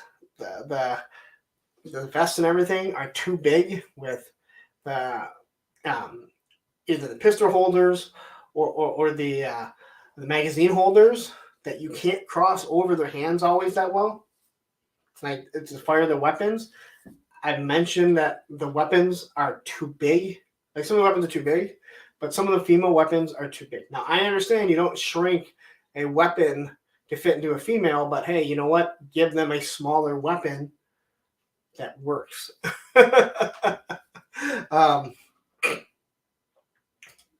Hasbro took inspiration from Eagle Force for Jaguar American Hero. It's been going on forever. Listen, listen, listen. That doesn't bother me. I don't. That doesn't bother me. Like I don't. Great. I mean, I don't care. Like that, I don't care about. Like I don't care that Bobby does it. What bothers me is that people act like, oh, Valor versus original property. Yeah, it's his original property using an Action Force name, which was owned by Hasbro at one time. He bought Steel Brigade. He made Condor, who was exactly, Airborne. Everyone had said it, and then find out that Airborne was called Condor in South America. I mean, again, like there's so many different things. All from the Swarm. It was a Swarm. Looks exactly like an older figure from DC. I forget what it is. Again, I don't really get into it. Again, I think he makes wonderful figures. I really do. His figures have gotten better and better and better. I just have no connection to him. And again, some of the figures are better than, the classified figures. And if Hasbro continues to go down the road that they're going, it's, they're all going to be way better. But, to me, it's kind of like, I think what happened a lot with Action Force is that I don't have a military connection. I have a G.I. Joe connection. And so I wanted these fodder figures. And when you don't have a connection, now I see this big line of G.I. Joe. But what happened was I started touching other figures. God, that came out so wrong. Mythic Legions, AWOC. Like I started, and I was like, I would rather invest in these because they're more fun. That's all that I'm saying. Again, I don't want to rag on the product because then the product is actually pretty good. Yeah. Every time Valor has had issues, he's pretty much gone and rectified it. I think there's some issues with the females that nobody wants to admit, like the ankles snapping. Nobody really wants to admit that, but anyway, I'm done with that. That was my so we made it to the topic. Man, we made it almost 3 hours. We're almost 3 hours now. Again, you guys gonna let me ramble? I'm gonna ramble. Probably eventually gonna put my foot in my mouth. I'm gonna make someone mad. So I'm actually gonna do a video mad at me. I don't care. Trying to think. I don't think there was anything else here. So we did come out. I wanted to get Radical Toys up to 1,000. The guy better hit monetize and start going through it. And by the end of the week, he should be monetized. So thank you all for joining in and helping. Listen, we're all about helping the community. Lone Dragon, he's mad. Okay. Are you mad at the chat? Are you mad at me? But anyway, yeah, I want to say thank you to everyone once again. We're close to 2,000 subscribers here. I am going to be looking, like I said, we're trying to do a shirt with the pup on it. I think you guys might like. I'm working on, again, channel memberships. Everyone does it. It helps to support the channel. So if you are interested, you want to help out, I would greatly appreciate it. If not, hit the like button, hit the subscribe. Send it out. Like when you see like, hey, you know what? Share this on some of the other, on some of the Facebook pages. It just helps everything grow. It really does. And I enjoy doing this. And again, this was actually a really good stream. I was sitting here and I watch. You can't miss it because you can see how many people are coming in. I think, Christopher, I'm going to get to you in 1 second. Once I figured out how everything was freezing up, because it didn't do it at the beginning, but when you see things start to freeze up, and you couldn't figure out why, and it's having all the technical difficulties. Going to the slides, it adds some time. I mean, I sit up here Sunday nights going through these slides, and it takes takes a lot of my time, but I just turn on Geek Dead Life, and I go on to the next show, which has been hella dope toys, and I'm usually sitting here for about 3 or 4 hours just doing slides. So Christopher says, Punk off topic, but how does Cobra Commander's helmet compare with the Star Wars Mandalorian ones? I'm not sure what you mean. I don't have any of the Mandalorian figures other than Paz Vizsla.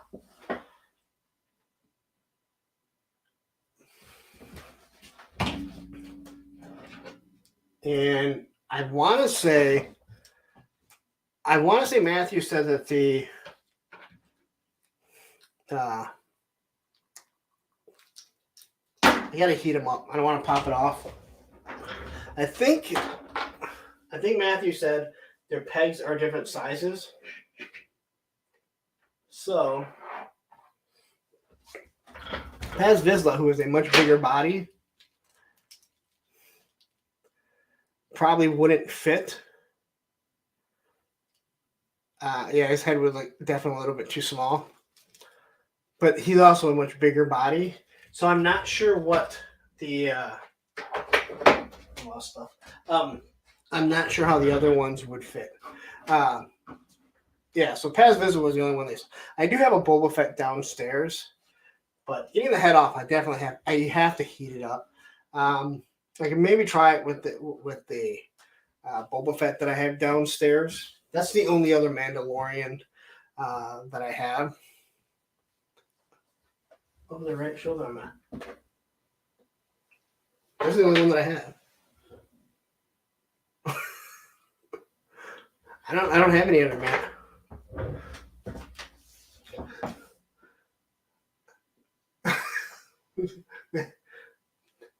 You got me wanting. Did I buy a figure that I don't?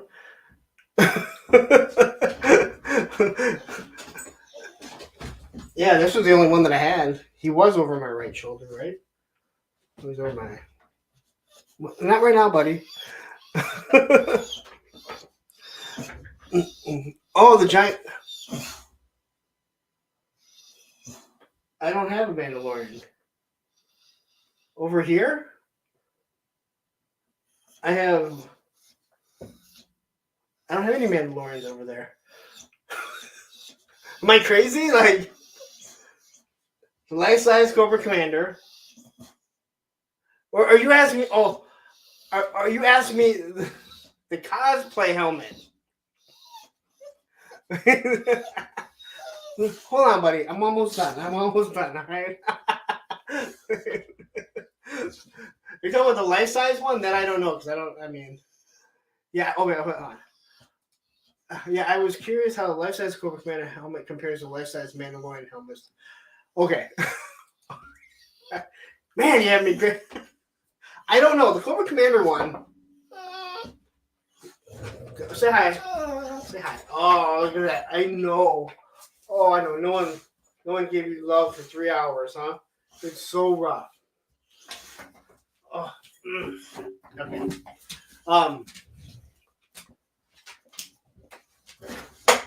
Well, I mean, this thing fits. I'm gonna knock everything over. Now, this thing I can actually put on with my glasses without any issues. The Snake Eyes helmet will not go on. I mean, I can get it on, but it's pressed up against my face. Don't lose any of this. Yeah, I thought you were talking about the actual figure. Yeah, I don't know. Dude, this thing, and you can probably still get it at GameStop for like $40. The Snake Eyes one is awesome, but it does not fit. It's just pressed up against my face. Like if I ever wanted to go out like cosplay, it would not fit. This thing here, I could walk around with my glasses, no problem whatsoever. My daughter can fit the Snake Eyes one on, no problem. But yeah, it's yeah. So I don't know how it fitting. I don't know how it matches up against the Mandalorian. But hey, if someone wants to send me a Mandalorian helmet, I'll be more than happy to compare them. um, well, Roman is starting to. I don't know. He doesn't want to go outside. He already went outside, but he's been pretty good today. He's been pretty good, right? You been good, buddy. Come up here. Say hi to everyone again. All right. Yeah, look at that. You know exactly. Like, see, he knows. I sit up here. I'm not even gonna joke. I sat up here yesterday doing my slideshow. I started off listening to Articulated Chad. Then I went to Geek 10 Life. Then I went over to, yes, the show. Yes, yes, the shilling begins. Send me stuff, just like Viper Island. Then I went to Hella Dope Toys. I did the whole slideshow. You know, saving pictures. You know, he sat here the whole time, didn't bother me. But he starts hearing my voice, and all of a sudden he hears his name, and he knows that it's time to make his appearance. Let everyone know, hey, you know what? I'm the star of the show, not you guys. So,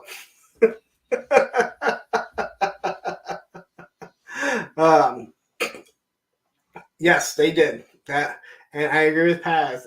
Like, I'll say this, you know, as we come to a close here. A company like Hasbro and a company like Mattel, they should never let any of their properties, like their trademarks, lapse. That's, from what I understand, that's one of the reasons why you see specific figures will have their full name on it. And, you know, it's just one of those things where it's like, I am the first one to say, when people say, oh, you know what? Hasbro's $1 billion company. You know, they should have, you know, they shouldn't need to do repaints for G.I. Joe. Well, G.I. Joe has a budget, all right? They have a budget. And you increase that budget by doing repaints, by doing swaps. Because, again, I may bag on Valaverse on how there's $3.50. Hasbro does the same thing. I understand the classified ones. A lot of those bucks from the first ones are the exact same ones. They have different overlays, maybe a different arm and different head sculpts, and they continue to do it. That's how you make your money. So I don't think that a $1 billion company should completely just throw money, whether it be at, you know, Power Rangers, Transformers, G.I. Joe, if they're not making the money, give them a budget. But when it comes to your own intellectual property, stuff that you've had for years, you should never let any of that lapse. Letting Action Force go, letting Steel Brigade go. That was all a huge blunder on them. I believe in the past they let the Dragonfly go. They've let stuff go. It's ridiculous. Motu is the only line that doesn't reuse molds. No, yeah, Origins, like, everyone is different.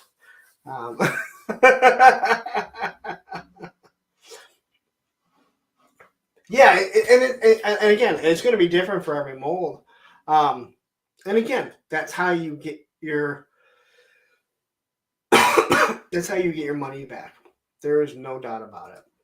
NECA has released its third deco of the Goliath mold, Goliath Thalog, and Sega Genesis Goliath. Yeah.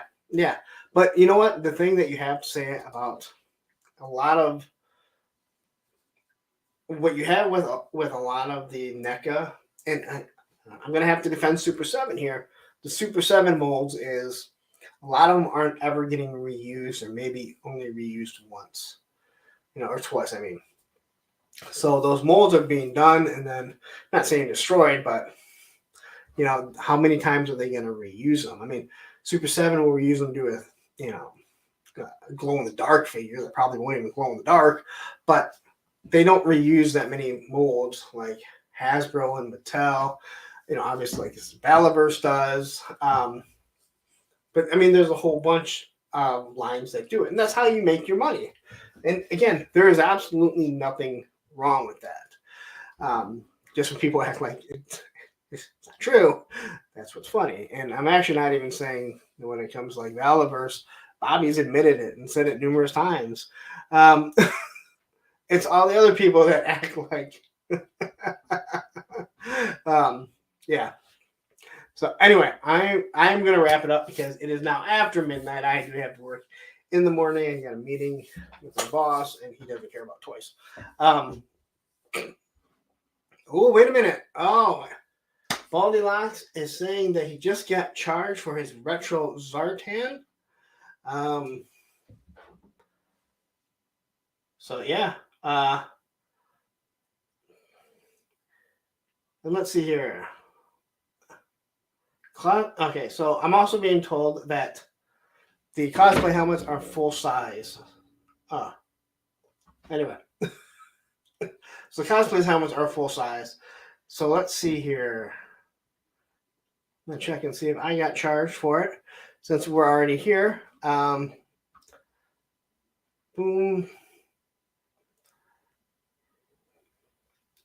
Aren't credit cards great? You just can look and see when you get charged, and it's oh so much fun. Checking after midnight. And nope, I have not been charged yet. So, all right, guys, let's wrap it up. Thank you guys all for joining me. It's been a seriously great stream. A lot of viewers. Looked like we had a few new people. Really enjoyed it. Can't wait to see you guys again next Monday. So until then, happy toy hunting, and I will see you later.